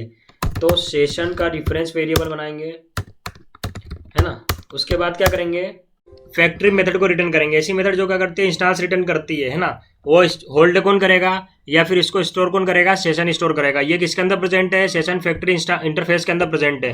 तो इसके ऑब्जेक्टिव मतलब से हमको क्या करना पड़ेगा, उसको कॉल करना पड़ेगा। तो गेट करने के लिए हम क्या करेंगे, सेशन फैक्ट्री के अंदर जाके ये जो हमने एसएफ प्रोवाइडर नाम की क्लास बनाई है, इसके अंदर जाके हम क्या करेंगे, इस गेट सेशन फैक्ट्री नाम की मेथड को कॉल करेंगे, जो रिटर्न क्या करेगा, एसएफ रिटर्न करेगा, सेशन फैक्ट्री का ऑब्जेक्ट रिटर्न करेगा। और उसकी मदद से हम क्या करेंगे, कॉल करेंगे उस फैक्ट्री मेथड को जो इंस्टांस रिटर्न करेगी, जिसको सेशन होल्ड करेगा। तो हम यहाँ पे आते हैं और इसको क्या करते हैं, कॉल करते हैं। किसकी मदद से, क्लास की मदद से, क्योंकि वो कैसी मेथड है, स्टैटिक मेथड है। तो session SF PROVIDER provider dot gate session factory, ये मेथड क्या करेगी, डॉट गेट सेशन फैक्ट्री, ये मेथड क्या करेगी, रिटर्न करेगी एसएफ का ऑब्जेक्ट, एसएफ सेशन फैक्ट्री का ऑब्जेक्ट। उसकी मदद से हम क्या करेंगे, कॉल करेंगे ओपन सेशन फैक्ट्री मेथड को। ये क्या करेगी, रिटर्न करेगी इंस्टांस को, जिसको होल्ड करेगा सेशन, है ना। अब ये तो हमने कर लिया। अब नेक्स्ट काम क्या हमारा, जो एम्प्लॉय नाम की क्लास है उसमें क्या करना, हमको डेटा को स्टोर करना है ना। तो हम क्या करेंगे, ऑब्जेक्ट क्रिएट करेंगे सबसे पहले एम्प्लॉय का, employ EMP is equals to new EMPLOY employ, ठीक है। इसके अंदर हम क्या करेंगे, वैल्यू सेट करेंगे। तो सबसे पहले हम क्या करेंगे, सेटर मेथड का यूज करेंगे, EMPLOY, ठीक है। हमने यहाँ पे गलत कर दिया है, एम्प्लॉय। हम यहाँ पे क्या करेंगे, वैल्यू सेट करेंगे ऑब्जेक्ट की मदद से, सेटर मेथड का यूज करेंगे। सबसे पहले आईडी सेट करेंगे, तो आईडी क्या हो जाएगी 101। उसके बाद में EMP.set नेम सेट कर देंगे, नेम क्या हो जाएगा, रुद्र। यहाँ पे कर देंगे RUDR है, रुद्र। उसके बाद में हम कर देंगे EMP.set contact number, contact number क्या हो जाएगा हमारा 000000000, है ना। तो 10 बार 0 कर दिया। उसके बाद में हम कर देंगे EMP.set एड्रेस कर देंगे। तो एड्रेस क्या कर देते हैं हम, हमारा यहाँ कर देते हैं हम भोपाल, BHOPAL भोपाल, ठीक है। अब ये तो हमने क्या कर दिया, इस ऑब्जेक्ट में वैल्यू सेट हो गई। उसके बाद क्या करेंगे हम, अब डेटा को स्टोर करेंगे। तो ये ऑब्जेक्ट को स्टोर करेंगे किसमें, डेटाबेस में या फिर डेटाबेस की टेबल में, है ना। तो अब कैसे स्टोर करेंगे, सेशन के ऑब्जेक्ट की मदद से। इसके अंदर प्रेजेंट मेथड जिसका नाम है परसिस्ट, उसमें क्या करेंगे, इस ऑब्जेक्ट को पास कर देंगे। तो क्या हो जाएगा, ये जो ऑब्जेक्ट में डेटा है वो ऑटोमेटिकली क्या हो जाएगा, टेबल के अंदर सेट हो जाएगा। और वो करने के पहले हमको क्या करना पड़ेगा, ट्रांजेक्शन का यूज करना पड़ेगा, ट्रांजेक्शन। अब ट्रांजेक्शन का यूज क्यों करेंगे हम देखते हैं। सबसे पहले क्या करना है, बिगेन कर देंगे, ट्रांजेक्शन को स्टार्ट कर देंगे। अब देखेंगे कि ट्रांजेक्शन का यूज क्यों करेंगे। सपोज करो कि एक ए है और एक बी पर्सन है। तो ए को बी को क्या करना है, अमाउंट ट्रांसफर करना है। तो क्या करेगा वो, किसी न किसी मोबाइल के थ्रू करेगा, तो किसी न किसी क्या करेगा, पेमेंट गेटवे का यूज करेगा। सपोज करो वो क्या करेगा, पेटीएम का यूज करेगा, है ना। तो पेटीएम की मदद से क्या कर रहा है, उसको बी को क्या करना है, अमाउंट ट्रांसफर करना है। तो बी क्या कर रहा है, वो भी पेटीएम का यूज कर रहा है, ये भी पेटीएम का यूज कर रहा है। हमारे इंटरनली क्या होता है, अमाउंट ट्रांसफर होता है बैंक टू बैंक। तो जो ए की बैंक है वो कौन सी, SBI, बी की बैंक है HDFC। तो जब ए क्या करेगा, अमाउंट ट्रांसफर करेगा, तो सबसे पहले रिक्वेस्ट कहाँ जाएगी, बैंक के पास जाएगी, देखेगी कि ये जो अमाउंट ट्रांसफर करने का बोल रहा है इतना अमाउंट है या नहीं इसके अकाउंट में, ठीक है। यहाँ से वो चेक करेगा, यदि होगा तो क्या करेगा, वो रिक्वेस्ट किसको भेजेगा, बी के बैंक को। यानी कि ये रिक्वेस्ट बी की बैंक के पास जाएगी, चेक करेगी कि ये जो अमाउंट भेजना चाह रहा है हमारा जो यूजर है या कस्टमर है, वो आपकी बैंक में प्रेजेंट XYZ नाम के कस्टमर को भेजना चाह रहा है, ये उसमें प्रेजेंट है या नहीं, और वैलिड अकाउंट होल्डर है या नहीं, चेक करेगा। सारी परमिशन लेने के बाद में वापस रिक्वेस्ट आएगी और फिर ये क्या करेगा, अमाउंट क्या करेगा, सेंड करेगा। जैसे ही यहाँ से अमाउंट डिडक्ट हो जाएगा, कहाँ से, SBI से, और उसी टाइम HDFC में कुछ टेक्निकल एरर आ गई और उसके कारण क्या हो रहा है कि जो SBI से पेमेंट डिडक्ट हो चुका है उसको वो एक्सेप्ट नहीं कर रहा है। तो क्या होगा, ऐसे में पेमेंट कहीं पर स्टक हो जाएगी और उस स्टक हुई पेमेंट को ट्रैक करने के लिए हम ट्रांजेक्शन का यूज़ करते हैं। यदि हम ट्रांजेक्शन का यूज़ नहीं करेंगे तो हम क्या नहीं कर पाएंगे, उसको ट्रैक नहीं कर पाएंगे। और जो जावा रहता है या फिर हाइबरनेट रहता है, हमको कंपल्शन करता है या फिर डालता है कि आप यदि डेटाबेस में चेंजेस करने के लिए कोई ऑपरेशन परफॉर्म कर रहे हैं तो आपको क्या करना पड़ेगा, ट्रांजेक्शन का यूज़ कंपलसरी आपको करना ही पड़ेगा। चेंजेस यानी कि यदि हम डेटाबेस में कुछ डेटा को स्टोर करते हैं, अपडेट करते हैं, डिलीट करते हैं, तो ये क्या करेगा, डेटाबेस में चेंजेस करेगा। तो ये यदि इस टाइप के ऑपरेशन करते हैं तो हमको क्या करना पड़ेगा, ट्रांजेक्शन का यूज़ करना पड़ेगा। और यदि हम नॉर्मली डेटा को फेच करते हैं तो इस टाइप के ऑपरेशन में हमको क्या करना पड़ेगा, डेटाबेस ये ट्रांजेक्शन का बिना यूज़ करे भी हम क्या कर सकते हैं, उसको ऑपरेशन को परफॉर्म कर सकते हैं डेटाबेस के ऊपर, है ना। तो अब नेक्स्ट क्या करेंगे, हमने ट्रांजेक्शन का यूज़ कर लिया। आप क्या करेंगे, हम इसमें सेव करने के लिए, मतलब डेटा को सेव करने के लिए डेटाबेस में हम ऑपरेशन परफॉर्म करेंगे तो कौन सी मेथड का यूज़ करेंगे, सेशन के अंदर प्रेजेंट परसिस्ट मेथड का यूज़ करेंगे, जिसकी मदद से हम क्या करेंगे, हम डेटा को स्टोर करेंगे, ऑब्जेक्ट पास करेंगे और उसके अंदर जो भी डेटा सेट होगा वो क्या करेगा, इसको स्टोर कर देगा डेटाबेस के टेबल में। ये ऑब्जेक्ट डेटा कौन सा स्टोर है ईएमपी के अंदर, आईडी, नेम, कॉन्टेक्ट नंबर और एड्रेस, ये तीनों को स्टोर करना है। उसके बाद हम क्या कर देंगे, कमिट कर देंगे ट्रांजेक्शन को कमिट, यानी कि हम जो भी डेटाबेस में सेव करना चाहते हैं उसको क्या करो, परमानेंटली डेटाबेस में स्टोर कर दो और उसको रिफ्लेक्ट कर दो, है ना। उसके बाद में हम क्या करेंगे, सेशन डॉट क्लोज। अब इसको हम कर देते हैं, रन करते हैं। अब हम इसको देखते हैं कोई प्रॉब्लम आ रही है कि नहीं।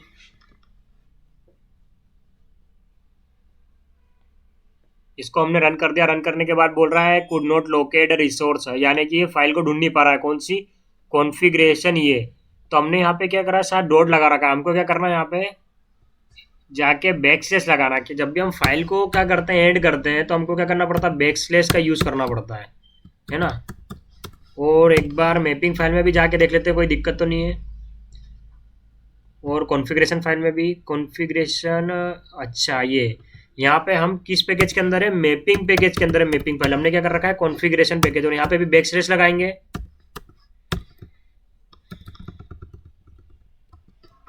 अब इसको हम रन कर देंगे सेव करके। फिर से इसको एक बार रन करके देखते हैं, अब चेक करते हैं कोई दिक्कत तो नहीं है। मगर पहले हम जाके देख लेते हैं डेटाबेस के टेबल में टेबल प्रेजेंट तो नहीं है। यहाँ पे select all from EMPLOY employ, इसको हम कर देंगे रन। और यहाँ पे आके चेक कर लेते हैं कि क्यूरी फायर करने के बाद में क्या है, ये बोल रहा है कि ये नाम की टेबल एग्जिस्ट नहीं करती है ना। तो आप क्या करेंगे, इसको आके रन कर देते हैं, इसको मिनिमाइज कर देते हैं यहीं से और इसको रन कर लेते हैं।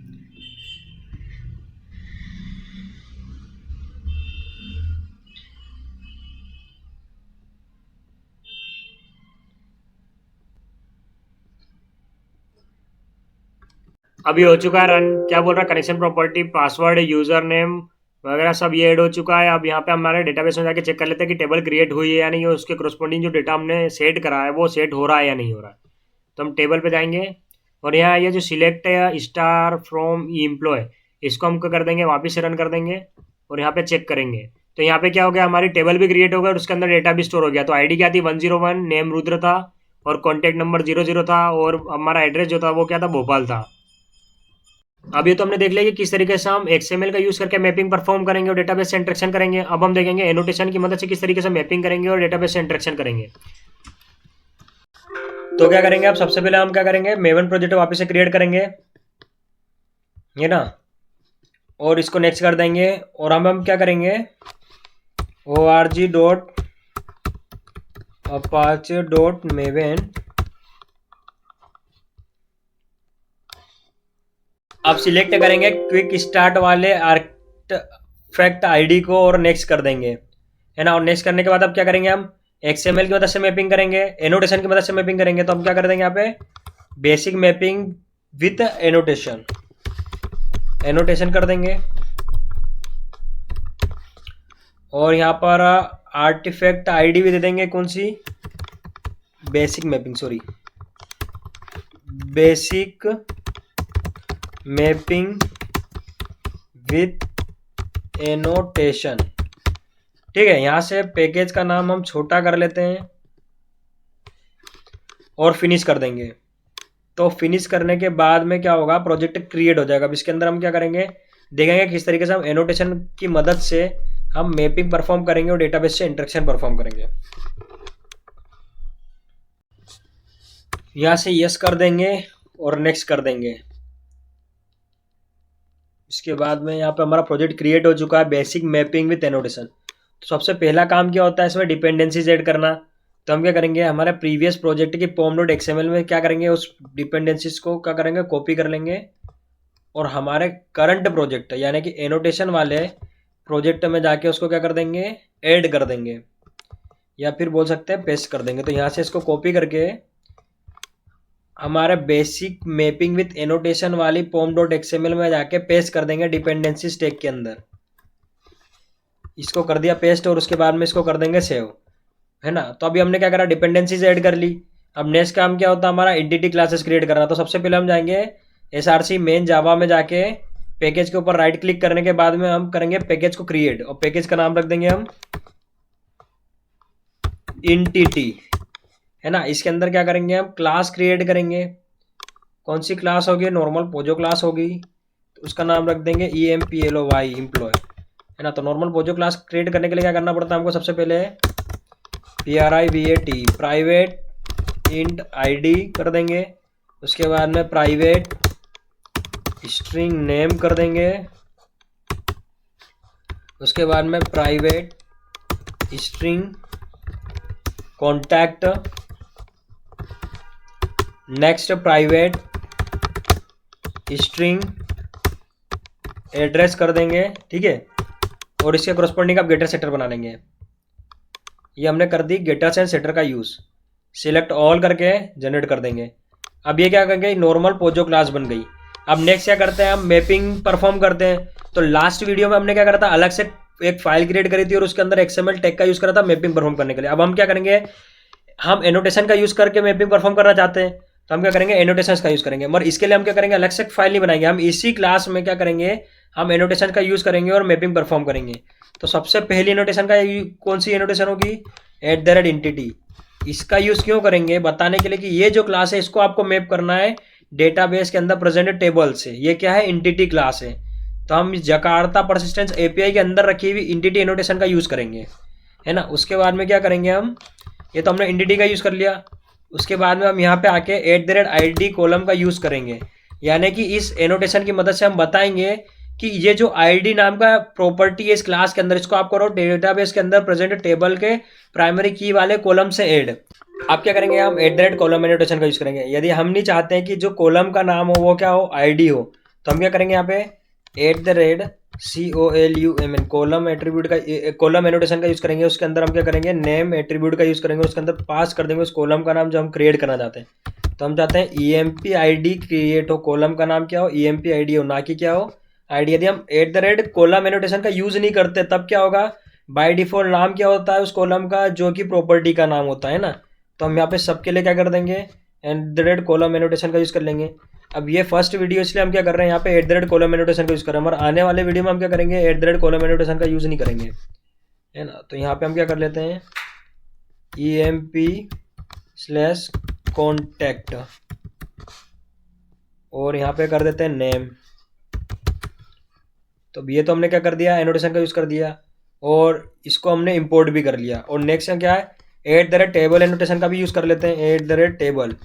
और इसमें हम क्या कर देंगे, हम यहाँ पे नेम चेंज कर देंगे टेबल का।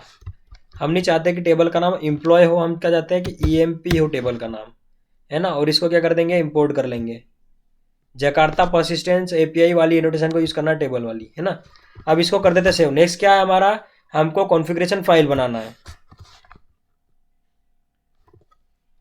तो सबसे पहले क्या करेंगे, हम पैकेज क्रिएट करेंगे और उसके अंदर क्या करेंगे, कॉन्फ़िगरेशन फाइल को क्रिएट करेंगे।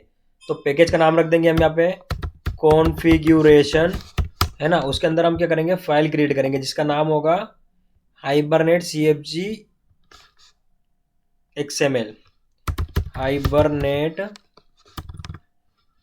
HIBERNET.CFG.XML, ठीक है। तो सबसे पहले क्या करना होता है, हमको DTD ऐड करना है। तो हम यहाँ पे आके DTD ऐड कर लेंगे कॉपी करके और हमारे प्रोजेक्ट में आके ऐड कर देंगे DTD, है ना। DTD ऐड कर ली। नेक्स्ट क्या है, हमको रूट टैग का यूज़ करना है। रूट टैग कौन सा है, हाइबरनेट कॉन्फ़िगरेशन। इसके अंदर क्या करते हैं, हम सेशन फैक्ट्री टैग का यूज़ करते हैं। तो सेशन फैक्ट्री टैग का यूज़ कर लेंगे। उसके अंदर हम क्या करेंगे, प्रॉपर्टी डिफाइन करने के लिए प्रॉपर्टी टैग का यूज़ करते हैं। तो पहली प्रॉपर्टी क्या होती है, कनेक्शन के लिए क्या करना है, हमको URL देना है। तो URL क्या है हमारा, JDBC/MySQL:/localhost 3306 और डेटाबेस का नाम, तो डेटाबेस कर देते हैं हम HVM/NO, ठीक है। इसको कॉपी कर लेते हैं यहाँ से और इसको कॉपी करने के बाद में हमारे डेटाबेस में हम जाएंगे और यहाँ पे जाके हम क्या कर देंगे, उसको क्रिएट कर देंगे। तो यहाँ पे डेटाबेस के आइकन पे जाते हैं और यहाँ पे ये नेम को पेस्ट कर देते हैं और इसको यहाँ से कॉपी, अप्लाई और फिनिश कर देते हैं। तो यहाँ क्या हो जाएगा, हमारा डेटाबेस क्रिएट हो गया, HVMWANNO। अब डेटाबेस क्रिएट कर दिया। अब क्या करेंगे, नेक्स्ट प्रॉपर्टी डिफाइन करेंगे। नेक्स्ट क्या है, हमको यूज़र नेम देना होता है। तो हम प्रॉपर्टी में क्या करेंगे, कनेक्शन के लिए .यूज़र नेम दे देंगे। तो हमारा यूज़र नेम क्या है, रूट है ना।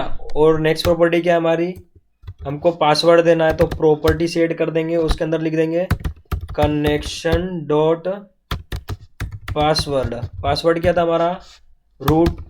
अब हमने दे दिया, अब ड्राइवर क्लास नाम देना हमको, तो यहाँ पे प्रॉपर्टी, उसके बाद में connection dot DRIVR driver class. और ड्राइवर क्लास कहाँ पर रखिए, com dot MySQL dot JDBC dot driver DRIVR driver, है ना। अब उसके बाद क्या देना है, प्रॉपर्टी देना है अपडेट करने के लिए, तो यहाँ पे दे देंगे property HBM to DDL dot auto, और यहाँ पे दे देंगे UPDATE अपडेट। ठीक है, अब नेक्स्ट क्या करना है हमको, मैपिंग फाइल हम क्या करते थे यहाँ पे ऐड करते थे, अब मैपिंग फाइल नहीं है यहाँ पे, क्या है हम उसी इंटिटी क्लास के अंदर एनोटेशन का यूज कर रहे हैं, तो हमको क्या करना पड़ेगा, उस क्लास को पास करना पड़ेगा जिसमें हमने क्या करा, मैपिंग परफॉर्म करी है।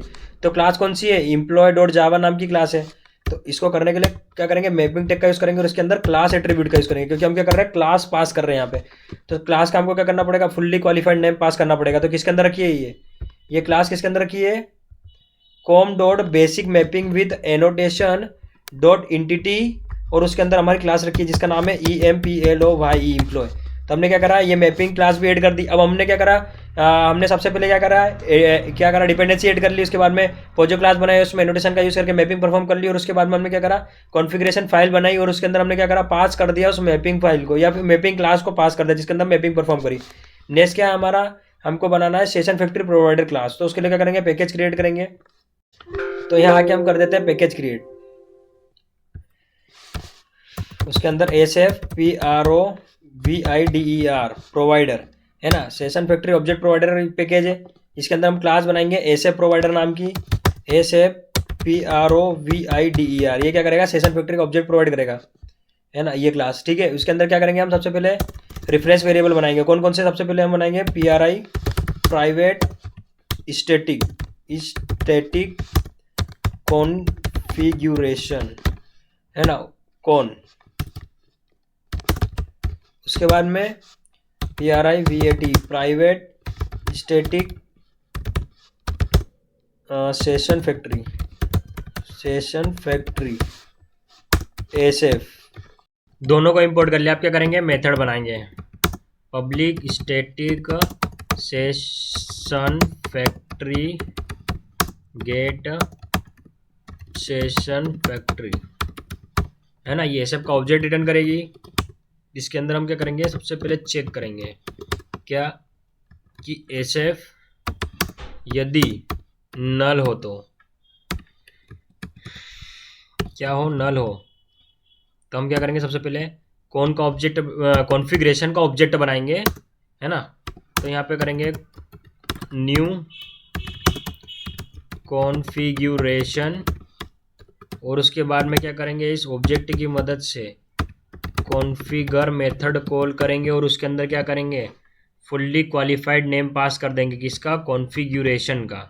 तो यहाँ पे आके डबल कोट्स के अंदर पास कर देंगे, किस पैकेज के अंदर रखिए ये, अब बैकस्लैश का यूज़ करेंगे ना हम। तो यहाँ पे अब कॉन्फ़िगरेशन पैकेज के अंदर रखी हुई है, कॉन्फ़िगरेशन पैकेज के अंदर क्या नाम है उसका, हाइबरनेट CFG.XML। अब नेक्स्ट क्या करना, हम क्या करेंगे, बिल्ड सेशन फैक्ट्री को कॉल करेंगे, है ना, जो किसके अंदर रहती है, कॉन्फ़िगरेशन क्लास के अंदर है। तो उसको कॉन्फ़िगरेशन के ऑब्जेक्ट की मदद से कॉल करेंगे, जो क्या रिटर्न करेगा, इंस्टांस रिटर्न करेगा, जिसको SF होल्ड करेगा। अब SF के पास में क्या आ चुका है, इंस्टांस आ चुका है। अब हम क्या करेंगे, SF को रिटर्न कर देंगे, और यदि SF में नल नहीं होगा तो हम क्या करेंगे, डायरेक्ट SF को रिटर्न कर देंगे, और यदि नल हुआ तो हम क्या करेंगे, सारी प्रोसेस करेंगे और उसके बाद में रिटर्न कर देंगे। इफ़ कंडीशन में तभी आएंगे जब उसमें नल होगा। अब नेक्स्ट क्या करना है हमको, इसको सेव करने के बाद में एम्प्लॉय नाम की क्लास को भी सेव कर देते हैं, है ना। अब क्या करना है, हमको डेटाबेस एक्सेस क्लास बनाना है जो डेटाबेस से एक्सेस करेगी। तो सबसे पहले हम क्या करेंगे, पैकेज बनाएंगे जिसका नाम होगा database access dot database access. इसके अंदर हम क्लास बनाएंगे एक्सिस नाम की, अब ये क्लास तो बना ली, तो सबसे पहला काम क्या होता है, इस क्लास के अंदर हम क्या करेंगे, पब्लिक मेन मेथड बनाएंगे, है ना। तो public static void main string args, है ना। अब इसके अंदर क्या करेंगे, सेशन का रेफरेंस वेरिएबल बनाएंगे। सेशन क्या है, इंटरफेस है सेशन। ये क्या करेगा, होल्ड करेगा इंस्टेंस को। जो कौन रिटर्न करेगा, ओपन सेशन नाम की फैक्ट्री मेथड रिटर्न करेगी, जो किसके अंदर है, सेशन फैक्ट्री इंटरफेस के अंदर है। तो उसका सबसे पहले ऑब्जेक्ट गेट करना पड़ेगा, किसका, सेशन फैक्ट्री का। तो गेट करने के लिए क्या करना पड़ेगा, ऐसे प्रोवाइडर करना, क्लास के अंदर जाएंगे और यहाँ पे गेट सेशन फैक्ट्री नाम की मेथड को क्या करेंगे, कॉल करेंगे। अब ये मेथड कैसी, स्टैटिक है, तो इसको क्लास की नाम से कॉल करेंगे, क्लास की मदद से या क्लास के नाम की मदद से कॉल करेंगे। जो क्या रिटर्न करेगा, एसएफ का ऑब्जेक्ट रिटर्न कर देगा, और उस ऑब्जेक्ट की मदद से हम कॉल कर देंगे उस फैक्ट्री मेथड को, जो क्या रिटर्न करेगी, इंस्टांस रिटर्न करेगी, जिसको सेशन का रेफरेंस वेरिएबल होल्ड करेगा। तो यहाँ पे आके मेथड कॉल कर देते हैं, कौन सी, ओपन सेशन वाली, है ना। अब इसके पास क्या आ गया, इंस्टांस आ गया। अब इसकी मदद से, किसकी, सेशन, ये जो सेशन का रेफरेंस वेरिएबल है, इसकी मदद से हम क्या कर सकते हैं, अब मेथड्स को कॉल कर सकते हैं, जो क्या करेगी, डेटाबेस से ऑपरेशन करने का काम करेगी। तो सबसे पहले क्या करना है हमको, एम्प्लॉय नाम की क्लास का ऑब्जेक्ट बनाना है, और उस ऑब्जेक्ट में क्या करेंगे, हम वैल्यू को सेट करेंगे, एम्प्लॉय। और फिर क्या करेंगे, इस क्लास के ऑब्जेक्ट को पास कर देंगे उस मेथड के अंदर। इंपोर्ट करना है हमको एम्प्लॉय नाम की क्लास, ठीक है। उसके बाद में हम इसको सेट कर देते हैं सेटर मेथड की मदद से। सबसे पहले क्या करेंगे, इसमें आईडी सेट करेंगे, है ना। आईडी क्या हो जाएगी, 101। उसके बाद में emp.set नेम कर देंगे, नेम जो है वो हमारा है RUDRA। नेक्स्ट है हमारा emp.set सेट एड्रेस कर देंगे, जो है हमारा BHOPAL। उसके बाद में emp.set कॉन्टैक्ट। तो कॉन्टैक्ट क्या हो जाएगा हमारा, 1 2 3 4 5 6 7 8 9 10। तो ये हो गया हमारा कॉन्टैक्ट। अब हमने क्या कर दी, इन सारी वैल्यू को सेट कर दिया, किसके अंदर कर दिया, एम्प्लॉय नाम की क्लास के अंदर जो वेरिएबल प्रेजेंट है उसके अंदर, या कुल मिला के बोल सकते हैं ऑब्जेक्ट के अंदर सारी वैल्यू सेट कर दी हमने। अब हमको क्या करना है, इस ऑब्जेक्ट को पास करना है, किसके अंदर, सेशन के अंदर प्रेजेंट परसिस्ट मेथड में, जो क्या करती है, इस ऑब्जेक्ट के अंदर के डेटा को क्या ले जाएगी, डेटाबेस की टेबल में जाके सेट करने का काम करेगी। मगर ये करने से पहले हमको क्या करना पड़ेगा, ट्रांजैक्शन का यूज़ करना पड़ेगा। Transaction TX equal to session dot begin transaction, है ना। तो सबसे पहले ट्रांजेक्शन स्टार्ट करना पड़ेगा, है ना। और हमको क्या करना है, ट्रांजेक्शन को इंपोर्ट करना है, कौन से वाले, हाइबरनेट वाले ट्रांजेक्शन को इंपोर्ट करना है ना। ये इंटरफेस है। तो अब ट्रांजेक्शन का यूज़ क्यों कर रहे हैं, सपोज करो कि पर्सन ए और पर्सन बी, पर्सन ए को क्या करना है, अमाउंट 100 रुपीज़ अमाउंट ट्रांसफर करना है कि इसको, पर्सन बी को। तो क्या करेगा, फ़ोन पे ऑनलाइन करना है तो फ़ोन पे या पेटीएम का यूज़ करेगा। तो ये दोनों क्या है, फ़ोन पे पेटीएम क्या है, ये क्या है, पेमेंट गेटवे है। इंटरनली अमाउंट किससे ट्रांसफर होता है, बैंक टू बैंक होता है। तो जैसे ही क्या करेगा, पर्सन ए ट्रांसफर करने के लिए रिक्वेस्ट भेजेगा अपने अकाउंट में, तो अकाउंट सबसे पहले बैंक को, बैंक क्या करेगी, चेक करेगी कि ये जो अकाउंट होल्डर है या फिर ये कस्टमर है, इसके अकाउंट में इतना अमाउंट है या नहीं, जो जिसके लिए क्या कर रहा है, रिक्वेस्ट कर रहा है सेंड करने के लिए। तो चेक करेगी। उसके बाद में क्या करेगा, ये रिक्वेस्ट भेजेगी उस बैंक को, पर्सन बी की, और वहाँ बोलेगी कि ये जो मेरा, ये क्या है, जो पर्सन है ये क्या है, कस्टमर है हमारी बैंक का, और ये वैलिड कस्टमर है, और ये क्या करना चाहता है, बी पर्सन को अमाउंट सेंड करना चाहता है 100 रुपीज़।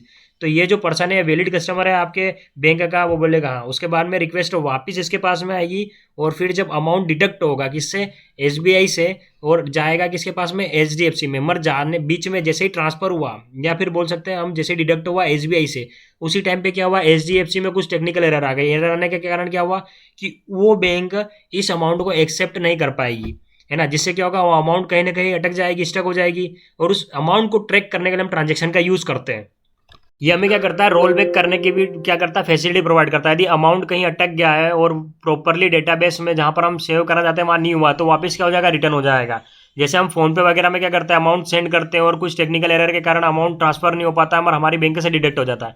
तो क्या होता है, वो 24 वर्किंग आवर्स में वो रिटर्न हो जाता है। तो किसकी मदद से होता है, वो ट्रांजेक्शन की मदद से होता है। यानी कि ट्रांजेक्शन का यूज़ हम कब करेंगे, जब हमें डेटाबेस में कुछ चेंजेस करना हो या फिर ऐसे ऑपरेशन परफॉर्म करना है जिससे क्या होगा, डेटाबेस में कुछ चेंजेस हो गए, तो क्या होगा, हम ट्रांजेक्शन का यूज़ करेंगे। हाइबरनेट हमें क्या करता है, कंपल्सन या फिर कंपलसरी कर देता है हमारे लिए कि हमको ट्रांजेक्शन को यूज़ करना ही पड़ेगा जब भी हम क्या करेंगे, डेटाबेस में चेंजेस रिलेटेड ऑपरेशन को परफॉर्म करेंगे। अब वो कौन कौन से हो गए, डिलीट हो गया, अपडेट हो गया, इंसर्ट हो गया। या हम क्या करेंगे, जब गेट करेंगे डेटाबेस से डेटा को, तो हम क्या कर रहे हैं, डेटाबेस में कुछ चेंज नहीं कर रहे, तो इसको क्या कर सकते हैं, बिना ट्रांजेक्शन की मदद से भी कर सकते हैं। मगर ऐसे जिसमें हम क्या कर रहे हैं, चेंज कर रहे हैं, तो हमको क्या करना पड़ेगा, ट्रांजेक्शन का यूज़ करना ही पड़ेगा। तो हम यहाँ पे आके सेशन डॉट परसिस्ट, और इसमें क्या करेंगे, ऑब्जेक्ट पास कर देंगे, कौन सा, EMP, जिसके अंदर क्या हमने डेटा को सेट कर रखा है। और उसके बाद में ट्रांजेक्शन को कमिट कर देंगे, यानी कि एक बार ये डेटाबेस में चले गया, उसके बाद क्या कर दो, इसको कमिट कर दो, यानी परमानेंट डेटाबेस में सेव कर दो। इस डेटा के साथ में उस डेटाबेस को चेंज कर दो। और यहाँ पे सेशन को हम कर देते हैं क्लोज, सेशन डॉट CLOAC, है ना। अब हमारा काम कंप्लीट हो गया है। सबसे पहले हम क्या करते हैं, अब जाके चेक कर लेते हैं कि डेटाबेस के अंदर टेबल अभी क्रिएट है या नहीं। तो सबसे पहले हम क्या करेंगे, एम्प्लॉय में जाके देखेंगे कि हमारे डेटाबेस में टेबल का नाम क्या है, EMP। उसके बाद में कॉलम का नाम क्या है, EMP ID। यहाँ पे कुछ गड़बड़ी लग रही है, नेम, यहाँ पे EMP नेम आएगा, EMP नेम, ID को हटा देंगे। उसके बाद में EMP कॉन्टेक्ट, और यहाँ पे EMP एड्रेस आएगा, ठीक है, EMP एड्रेस। करेक्शन कर लिया, आप जाके डेटाबेस में चेक करते हैं कि वो टेबल प्रेजेंट है या नहीं। तो सबसे पहले हम क्या करेंगे, शो डेटाबेसेस करेंगे, और यहाँ पे चेक करेंगे SHOW, शो डेटाबेसेस, है ना। ये सारे डेटाबेस बता रहा है हमको। उसके बाद क्या करेंगे, हम चूज करेंगे डेटाबेस को यूज़ करने के लिए। तो यूज़ HBMWANNO डेटाबेस को हम यूज़ करना चाहते हैं, है ना। उसके बाद में हम क्या करेंगे, इसके अंदर चेक करेंगे ACLECT, select all from EMP, यानी कि EMP यदि टेबल है इसके अंदर, तो क्या करो, उसके डेटा को आप लाके यहाँ पे शो कर दो। तो क्या बोल रहा है, इस नाम की टेबल एग्जिस्ट ही नहीं कर रही है। तो आप क्या करेंगे, इसको रन कर लेंगे, और रन करने के बाद में चेक करेंगे कि टेबल और उसके कोरस्पॉन्डिंग डेटा आ रहा है या नहीं टेबल में। तो यहाँ पे हमने इसको रन कर दिया। अब रन करने के बाद में अब जाके हम डेटाबेस में जाके चेक करते हैं कि टेबल क्रिएट हुई है या नहीं। तो क्या करेंगे, इस क्यूरी को वापस से फायर करेंगे, और ये क्या हो गया है, यहाँ पर टेबल भी क्रिएट हो गया, इसका कोरस्पॉन्डिंग क्या हो गया, डेटा स्टोर हो गया है। EMP ID, EMP address, EMP contact और EMP नेम, नेम के कोरस्पॉन्डिंग रुद्र, कॉन्टैक्ट के कोरस्पॉन्डिंग 000, एड्रेस के कोरस्पॉन्डिंग भोपाल, और ID के कोरस्पॉन्डिंग 101। तो हमने टेबल भी क्रिएट कर लिया, डेटा को उसे स्टोर कर। अब हम देखेंगे कि जो डेटा को हमने स्टोर करा है उसको गेट कैसे करें टेबल में से। तो सबसे पहले क्या करेंगे, इसको कमेंट कर देंगे, है ना। कमेंट करने के बाद में क्या करेंगे, इसको भी कमेंट कर देते हैं। नेक्स्ट काम क्या है हमारा, सबसे पहले हम क्या करेंगे, मेथड कॉल करेंगे। कौन सी method, session dot get method. ये गेट मेथड की मदद से क्या करेंगे, इसमें हम क्लास या फिर एंटिटी क्लास का नाम पास करेंगे और ID पास करेंगे, जिस ID के कोरस्पॉन्डिंग हमको डेटा चाहिए, है ना। तो हम यहाँ पे क्या करेंगे, सबसे पहले एंटिटी क्लास का नाम, है ना। तो यहाँ पे कर देंगे एम्प्लॉय, EMPLOY, यानी कि हमने क्या करा है, एम्प्लॉय नाम की क्लास है जिसको हमने क्या करा था, मैप करा था डेटाबेस की टेबल से। तो इसके कोरस्पॉन्डिंग की टेबल बनी थी उसमें। तो जब भी हम क्या करेंगे, यदि सब बड़ा सॉफ्टवेयर क्रिएट करेंगे तो मल्टीपल टेबल्स बनाएंगे, तो हमको क्या करना पड़ता है, तब एग्जैक्ट क्लास का नाम बताना पड़ता है कि कौन सी क्लास या कौन सी उस क्लास के कोरस्पॉन्डिंग कौन सी टेबल से आप क्या करते हो, डेटा फेच करना चाहते हो। और ID भी देना पड़ेगी उसको बताने के लिए कि आप कौन सी ID के कोरस्पॉन्डिंग डेटा को फेच करना चाहते हो। तो हम क्या करेंगे, यहाँ पे ID पास करेंगे। तो यहाँ पे क्या ID हमारी 101, है ना। अब ये डेटा फेच करके तो आ जाएगा टेबल में से, है ना। हमारा डेटा किस टाइप का है, ये एम्प्लॉय टाइप का है। तो हमको क्या करना पड़ेगा, एम्प्लॉय टाइप के ऑब्जेक्ट में, एम्प्लॉय के ऑब्जेक्ट में इसको रखना पड़ेगा। तो हम क्या करेंगे, यहाँ पे EMP एम्प्लॉय, और उसमें इसको स्टोर कर देंगे। अभी हमारे पास में डेटा आ तो गया है, किसके अंदर आ गया है, EMP के अंदर आ गया, मतलब कि डेटा आ गया है। तो आने के बाद क्या हो जाएगा, ये सेट हो जाएगा किसके अंदर, इस वेरिएबल्स के अंदर सेट हो जाएगा। अब इसको हमको क्या करना है, गेट करना है। अब ये सेट करने का काम कौन करेगा, हाइबरनेट खुद कर देगा। अब हमको क्या करना है, इसको गेट करना है। तो क्या करना है, गेटर मेथड का यूज़ करेंगे इसके अंदर प्रेजेंट। तो गेटर मेथड का यूज़ करते हैं। तो सबसे पहले system dot out dot print ln, है ना। यहाँ पे लिख देते हैं हम details, EMP details, PLOY employ DETAILS details, ठीक है।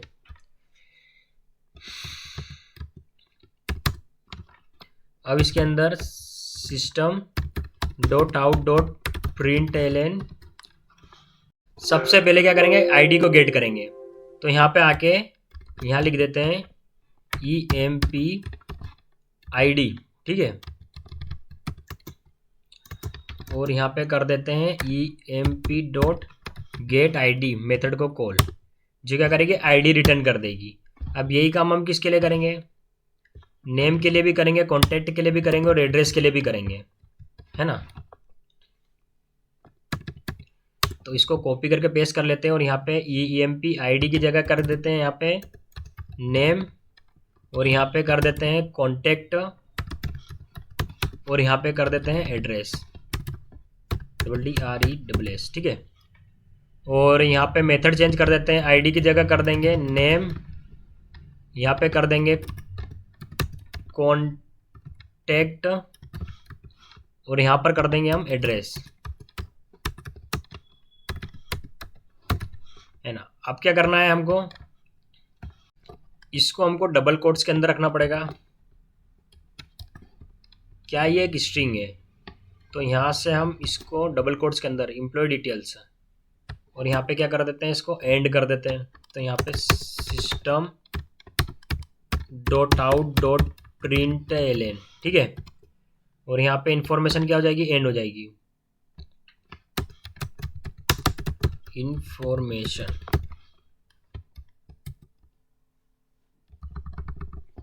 इसको भी डबल कोट्स के अंदर रखना था।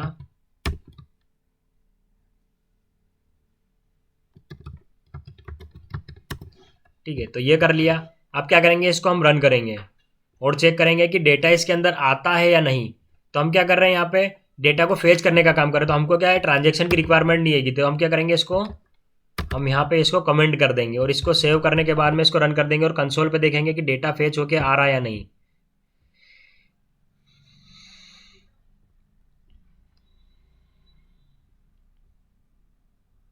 तो ये क्या हो गया, डेटा फेच होके आ गया। किसके अंदर से, टेबल के अंदर से।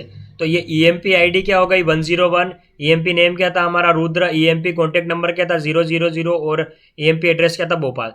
तब ये तो हमने देख लिया कि हम क्या करेंगे, डेटा को किस तरीके से फेच करेंगे। अब हम देखेंगे कि डेटा को किस तरीके से अपडेट करेंगे। पहले से प्रेजेंट डेटा को, जो किसके अंदर प्रेजेंट है, टेबल के अंदर, तो उसको हम कैसे करेंगे अपडेट, उसको हम देखेंगे। अब ये पूरे कोड को कर देते हैं हम कमेंट, है ना। अब उसके बाद में क्या करना है, हमको अपडेट करना है। तो सबसे पहले हम क्या करेंगे, डेटा को फेच करना पड़ेगा। अपडेट भी करना तो हमको क्या करना पड़ेगा, फेच करना पड़ेगा। तो यहाँ पे employ employ emp equal to session dot get, और इसमें पास कर देंगे हम आईडी।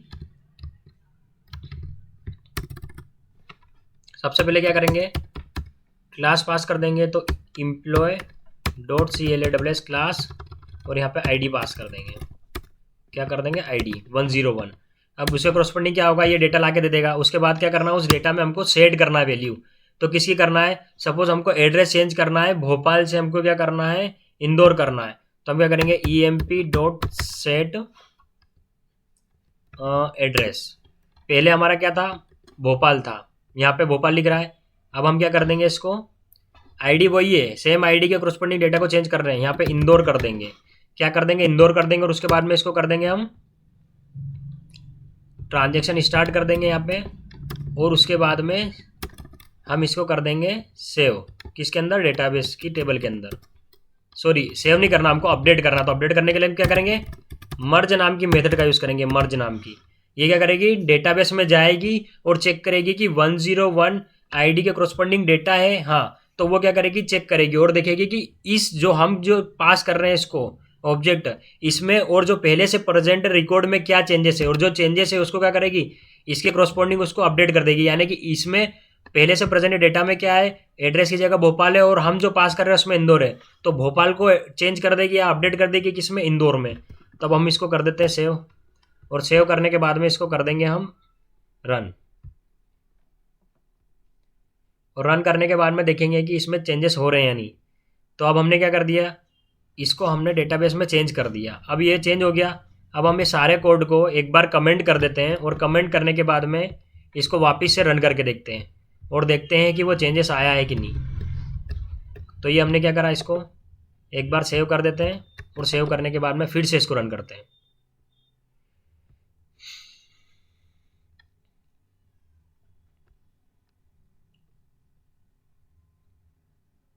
तो यहाँ पे क्या हो गया, भोपाल की जगह इंदौर हो गया, यानी कि हम अब अपडेट करना भी सीख गए कि अपडेट कैसे करेंगे, है ना, इंसर्ट कैसे करेंगे। अब हम देखेंगे और गेट कैसे करेंगे। अब हम देखेंगे कि डेटा को डिलीट कैसे करेंगे। तो इसको भी कर देते कमेंट और इसको भी कर देते कमेंट, है ना। आप डिलीट को देखेंगे तो सबसे पहले हमको क्या करना पड़ेगा, मेथड का यूज करना पड़ेगा। और वो मेथड कौन सी है, रिमूव मेथड। उसमें क्या करना पड़ता है, हमको ऑब्जेक्ट पास करना पड़ता है, हम डायरेक्ट आईडी पास नहीं कर सकते। तो इसको करने का हम दो तरीके से देखेंगे कि किस तरीके से हम कर सकते हैं। तो सबसे पहले हम क्या करते हैं, यहाँ पे जो सेशन है इसमें परसिस्ट की जगह क्या कर देंगे, रिमूव कर देंगे, है ना। और रिमूव के अंदर क्या करना पड़ेगा, हमको ऑब्जेक्ट पास करना पड़ेगा, है ना, REMOV, ठीक है। अब ऑब्जेक्ट कैसे पास करेंगे, तो सबसे पहले क्या करते हैं हम, दो तरीके, या तो हम क्या करते हैं डेटाबेस की टेबल से सारे डेटा को फेच कर लेते हैं और क्या करते हैं रिमूव मेथड में देते हैं। तो रिमूव मेथड क्या करेगी, चेक करेगी कि ये जो डेटा मेरे पास में है इसके क्रॉसपोंडिंग टेबल में कोई डेटा पड़ा हुआ है, तो क्या करो, इसे आईडी के क्रॉसपोंडिंग जो डेटा है उसको क्या करो, डिलीट कर दो। तो हम क्या करते थे, इस क्लास को पहले लोड कर लेते हैं। तो यहाँ पे क्या करते हैं, एम्प्लॉय EMP इजिकल्स टू क्या करेंगे, सेशन डॉट गेट करने के बाद में क्या करेंगे, एम्प्लॉय डॉट क्लास, यानी कि ये डॉट क्लास वाली फाइल को पास करेंगे, है ना। यानी कि ये पास इसलिए करेंगे कि जो हाइबरनेट है उसको पता चल जाए कि इससे क्रॉसपोंडिंग जो टेबल है उसके ऊपर क्या करना चाहते हैं, हम ऑपरेशन परफॉर्म करना चाहते हैं। और जिसकी आईडी 101 है उसके क्रॉसपोंडिंग जो डेटा है उसको फेच करके ला के दे दो, जो कि इसमें स्टोर हो जाएगा, EMP में स्टोर हो जाएगा, है ना। अब इसको हम कर देते हैं कमेंट, हो जाएगा। उसके बाद क्या करेंगे, उस ऑब्जेक्ट को हम क्या कर देंगे, पास कर देंगे रिमूव में, MOV, है ना। अब रिमूव में हमने क्या कर दिया, इसको पास कर दिया। तो यहाँ पे ऑब्जेक्ट पास करना है, कौन सा, EMP पास करना, ना कि रिमूव, है ना। अब ये तो हमने सेव कर दिया। अब एक और काम कर लेते हैं हम, हमको क्या करना है, ये भी चेक करना है कि इसके क्रॉसपोंडिंग हाइबरनेट क्या क्यूरी चलाएगा, यानी कि हम जो सेशन के अंदर प्रेजेंट मेथड का यूज़ करके डेटाबेस से ऑपरेशन परफॉर्म करते हैं, इंटरनली हाइबरनेट क्या करता है, उसको कन्वर्ट करता है क्यूरी में। तो वो किस तरीके से कौन सी क्यूरी को परफॉर्म करेगा वो हमको देखना। तो हम क्या करेंगे, प्रॉपर्टी का यूज़ करेंगे, है ना। उसके अंदर क्या करेंगे, SHOW शो SQL और उसमें वैल्यू दे देंगे TRUE, यानी कि हमको क्या करो, जब भी हम क्या करें, ऑपरेशन परफॉर्म करें डेटाबेस से रिलेटेड, तो हाइबरनेट जो क्यूरी जनरेट करता है वो हमें क्या करो, कंसोल में दिखा दो। ठीक है, ये समझ आएगा क्या काम करता है। अब इसको क्या करेंगे, हम रन करेंगे। रन करने के पहले हम क्या करते हैं, जाके चेक कर लेते हैं कि इसमें टेबल में कोई डेटा है या नहीं, है ना। तो यहाँ पे क्या करेंगे, सिलेक्ट ऑल फ्रॉम EMP, ठीक है, इसको हम कर देते रन। यहाँ पे क्या है, डेटा है। अब इस डेटा को हम क्या करेंगे, पहले चेक कर लिया हमने, अब इस डेटा को हमको क्या करना है, डिलीट करना है। तो डिलीट करने के लिए पहले रन कर लेते हैं इसको, और रन करने के बाद में फिर से चेक करेंगे कि वो डेटा एग्जिस्ट कर रहा है या नहीं। तो यहाँ पे क्या है, ये लोड हो चुका है। अब जाके हम चेक कर लेते हैं डेटाबेस में कि वो टेबल में एग्जिस्ट कर रहा है या फिर डिलीट हो गया है। तो हम इसको फिर से रन करते हैं। क्या एप्लीकेशन रन नहीं हुई क्या प्रॉपर, हाँ। अब चलिए, तो अब जाके चेक करते हैं फिर से हम, यहाँ पे जाके इसको रन करते हैं, क्वेरी को फायर करते हैं और देखते हैं यहाँ से क्या हुआ, डेटा रिमूव हो गया। अब हम क्या करते हैं, सेकंड तरीके से किस तरीके से हम करेंगे ना, सेकंड स्टेप क्या है, या फिर बोल सकते हैं सेकंड मेथड क्या है ना। तो सबसे पहले हमको क्या करना पड़ेगा, इसमें डेटा को वापस से इंसर्ट करना पड़ेगा, क्योंकि अभी क्या है, हमारे पास में कोई भी डेटा नहीं है डेटाबेस की टेबल में, अभी क्या है, इम्प्टी है। तो हम क्या करेंगे, यहाँ पे परसिस्ट करके इसको वापस से अनकमेंट करेंगे और इसको सेव करने के बाद में इसको कर देंगे, रन कर देंगे, जिससे क्या होगा, टेबल में डेटा इंसर्ट हो जाएगा। और फिर से हम उसको क्या करेंगे, डिलीट करके देखेंगे सेकंड मेथड से। तो यहाँ पे ये कर दिया हमने, ये हो चुका है, प्रॉपर रन हो चुका है। नहीं, अभी नहीं हुआ है, क्योंकि ये क्या करेगा, कंसोल में क्यूरी भी दिखाएगा।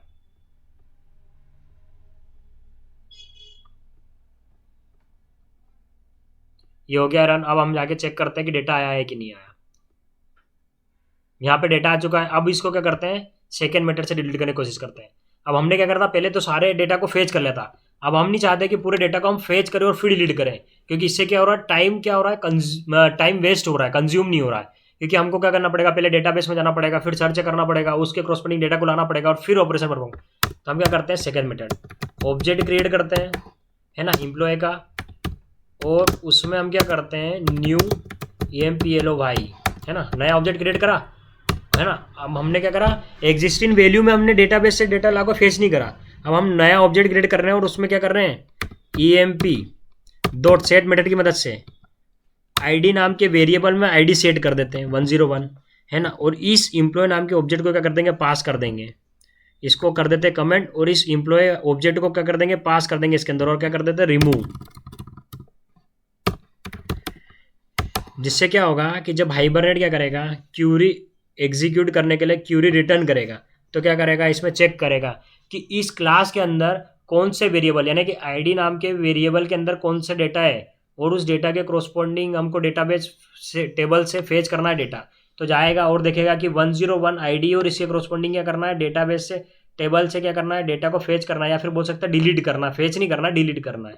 तो हम इसको कर देते सेव, और सेव करने के बाद इसको कर देते रन, और चेक करते हैं कि डेटाबेस की टेबल में से डेटा डिलीट हो रहा है या नहीं।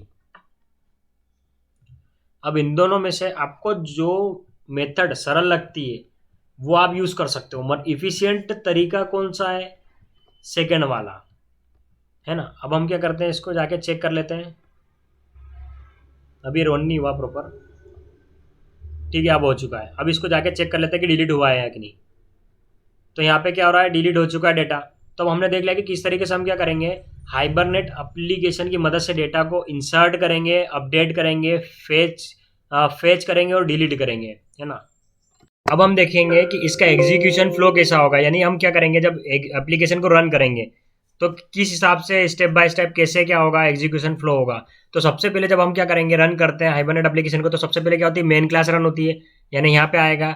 यहाँ पे आने के बाद में क्या होगा, सबसे पहले SF dot gate session factory, यानी कि एसएफ क्लास के अंदर जहाँ क्या करेगा, गेट सेशन फैक्ट्री को क्या करेगा, ढूंढेगा।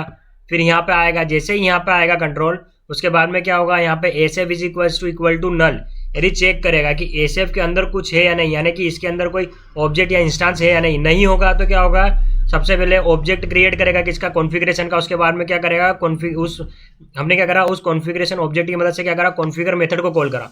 उसके अंदर हमने क्या करा, इस क्लास को, इस फाइल को पास कर दिया कॉन्फ़िगरेशन। तो ये क्या करेगा, इस फाइल के पास में जाएगा और यहाँ पे चेक करेगा, ये सारी प्रॉपर्टी के क्रॉसपोंडिंग क्या करेगा, ऑपरेशन परफॉर्म करेगा। और लास्ट में आके देखेगा कि हमने क्या कर रहा है, यहाँ पे पास कर रखा है मैपिंग फाइल को। मैपिंग फाइल कौन सी, हमारी जावा की फाइल है, जावा की क्लास है ना। तो यहाँ आएगा और यहाँ आके चेक करेगा कि किस हिसाब से क्या करना है, मैपिंग करना है, कि ये क्लास को मैप करना है डेटाबेस के टेबल से। और उसके बाद में क्या होगा, वापिस कहाँ जाएगा, एक्सिस क्लास एसएफ आ जाएगा। और उसके बाद में क्या होगा, यहाँ पे हम बिल्ड सेशन फैक्ट्री मेथड, यानी कि इस ऑब्जेक्ट की मदद से, किसके कॉन्फ़िगरेशन के ऑब्जेक्ट की मदद से हम क्या करेंगे, बिल्ड सेशन फैक्ट्री को कॉल करेंगे। ये क्या करेगा, रिटर्न करेगा इंस्टांस को, जिसको कौन होल्ड करेगा, ये एसएफ होल्ड करेगा, और इसको हम क्या कर देंगे, रिटर्न कर देंगे। और यदि पहले से एसएफ में कुछ होगा तो हम क्या करेंगे, डायरेक्ट उसको रिटर्न कर देंगे, एफ वाली स्टेटमेंट की कंडीशन के अंदर हम नहीं जाएंगे। अब इसको किसको रिटर्न कर देगा, जहां से इस मेथड को कॉल करा है। तो कहां पर करा है, यहाँ पर हमने कॉल करा है, कहाँ पे, यहाँ पर। उसके बाद में अब हमारे पास में क्या गया, एसएफ का ऑब्जेक्ट आ गया। अब उस ऑब्जेक्ट की मदद से हम क्या कर सकते हैं, ओपन सेशन मेथड को कॉल कर सकते हैं। ये क्या है, एक फैक्ट्री मेथड है, ऐसी मेथड जो क्या करती हो, इंस्टेंस रिटर्न करती हो। अब ये जो इंस्टेंस रिटर्न करेगी वो किसके अंदर आ जाएगा, सेशन के अंदर आ जाएगा। अब सेशन के अंदर प्रेजेंट मेथड को हम क्या कर सकते हैं, इस सेशन के ऑब्जेक्ट से हम क्या कर सकते हैं, कॉल कर सकते हैं। तो इस तरीके से क्या रहता है, एग्जीक्यूशन फ्लो होता है। और ये जो है, यहाँ पे हम क्या कर रहे हैं, हमने ऑब्जेक्ट बनाया, यहाँ पर क्या करा, हमने यहाँ पे ऑब्जेक्ट बनाया और उसमें वैल्यू सेट कर दी, है ना। अब वैल्यू सेट करने के बाद क्या करा, हमने यहाँ पे ट्रांजैक्शन को स्टार्ट करा, यानी कि डेटाबेस में से हमको, यदि डेटाबेस के अंदर हमको क्या करना है, चेंजेस करने वाले ऑपरेशन को परफॉर्म करना। तो हाइबरनेट क्या करता है, कंपलसरी हम पे कंपल्सन डाल देता है कि हमको ट्रांजैक्शन को यूज करना होगा।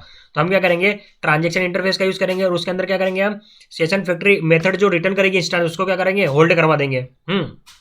नहीं, ये क्या इसका करता है, स्टोर करता है इंस्टेंस को, जो कौन रिटर्न करता है, फैक्ट्री मेथड रिटर्न करती है, जो किसके अंदर रखी है, सेशन के अंदर रखी है। तो सेशन के ऑब्जेक्ट की मदद से हम क्या करेंगे, उस फैक्ट्री मेथड को कॉल करेंगे, तो आ जाएगा। उसके बाद में क्या करेंगे, हम सेशन के मेथड्स के साथ में, यानी सेशन जो मेथड प्रोवाइड करती है ऑपरेशन परफॉर्म करने के लिए, उसकी मदद से हम क्या करेंगे, ऑपरेशन परफॉर्म करेंगे। और यहाँ पे क्या कर देंगे, ये जो ट्रांजेक्शन हुई है इसको कमिट कर देंगे।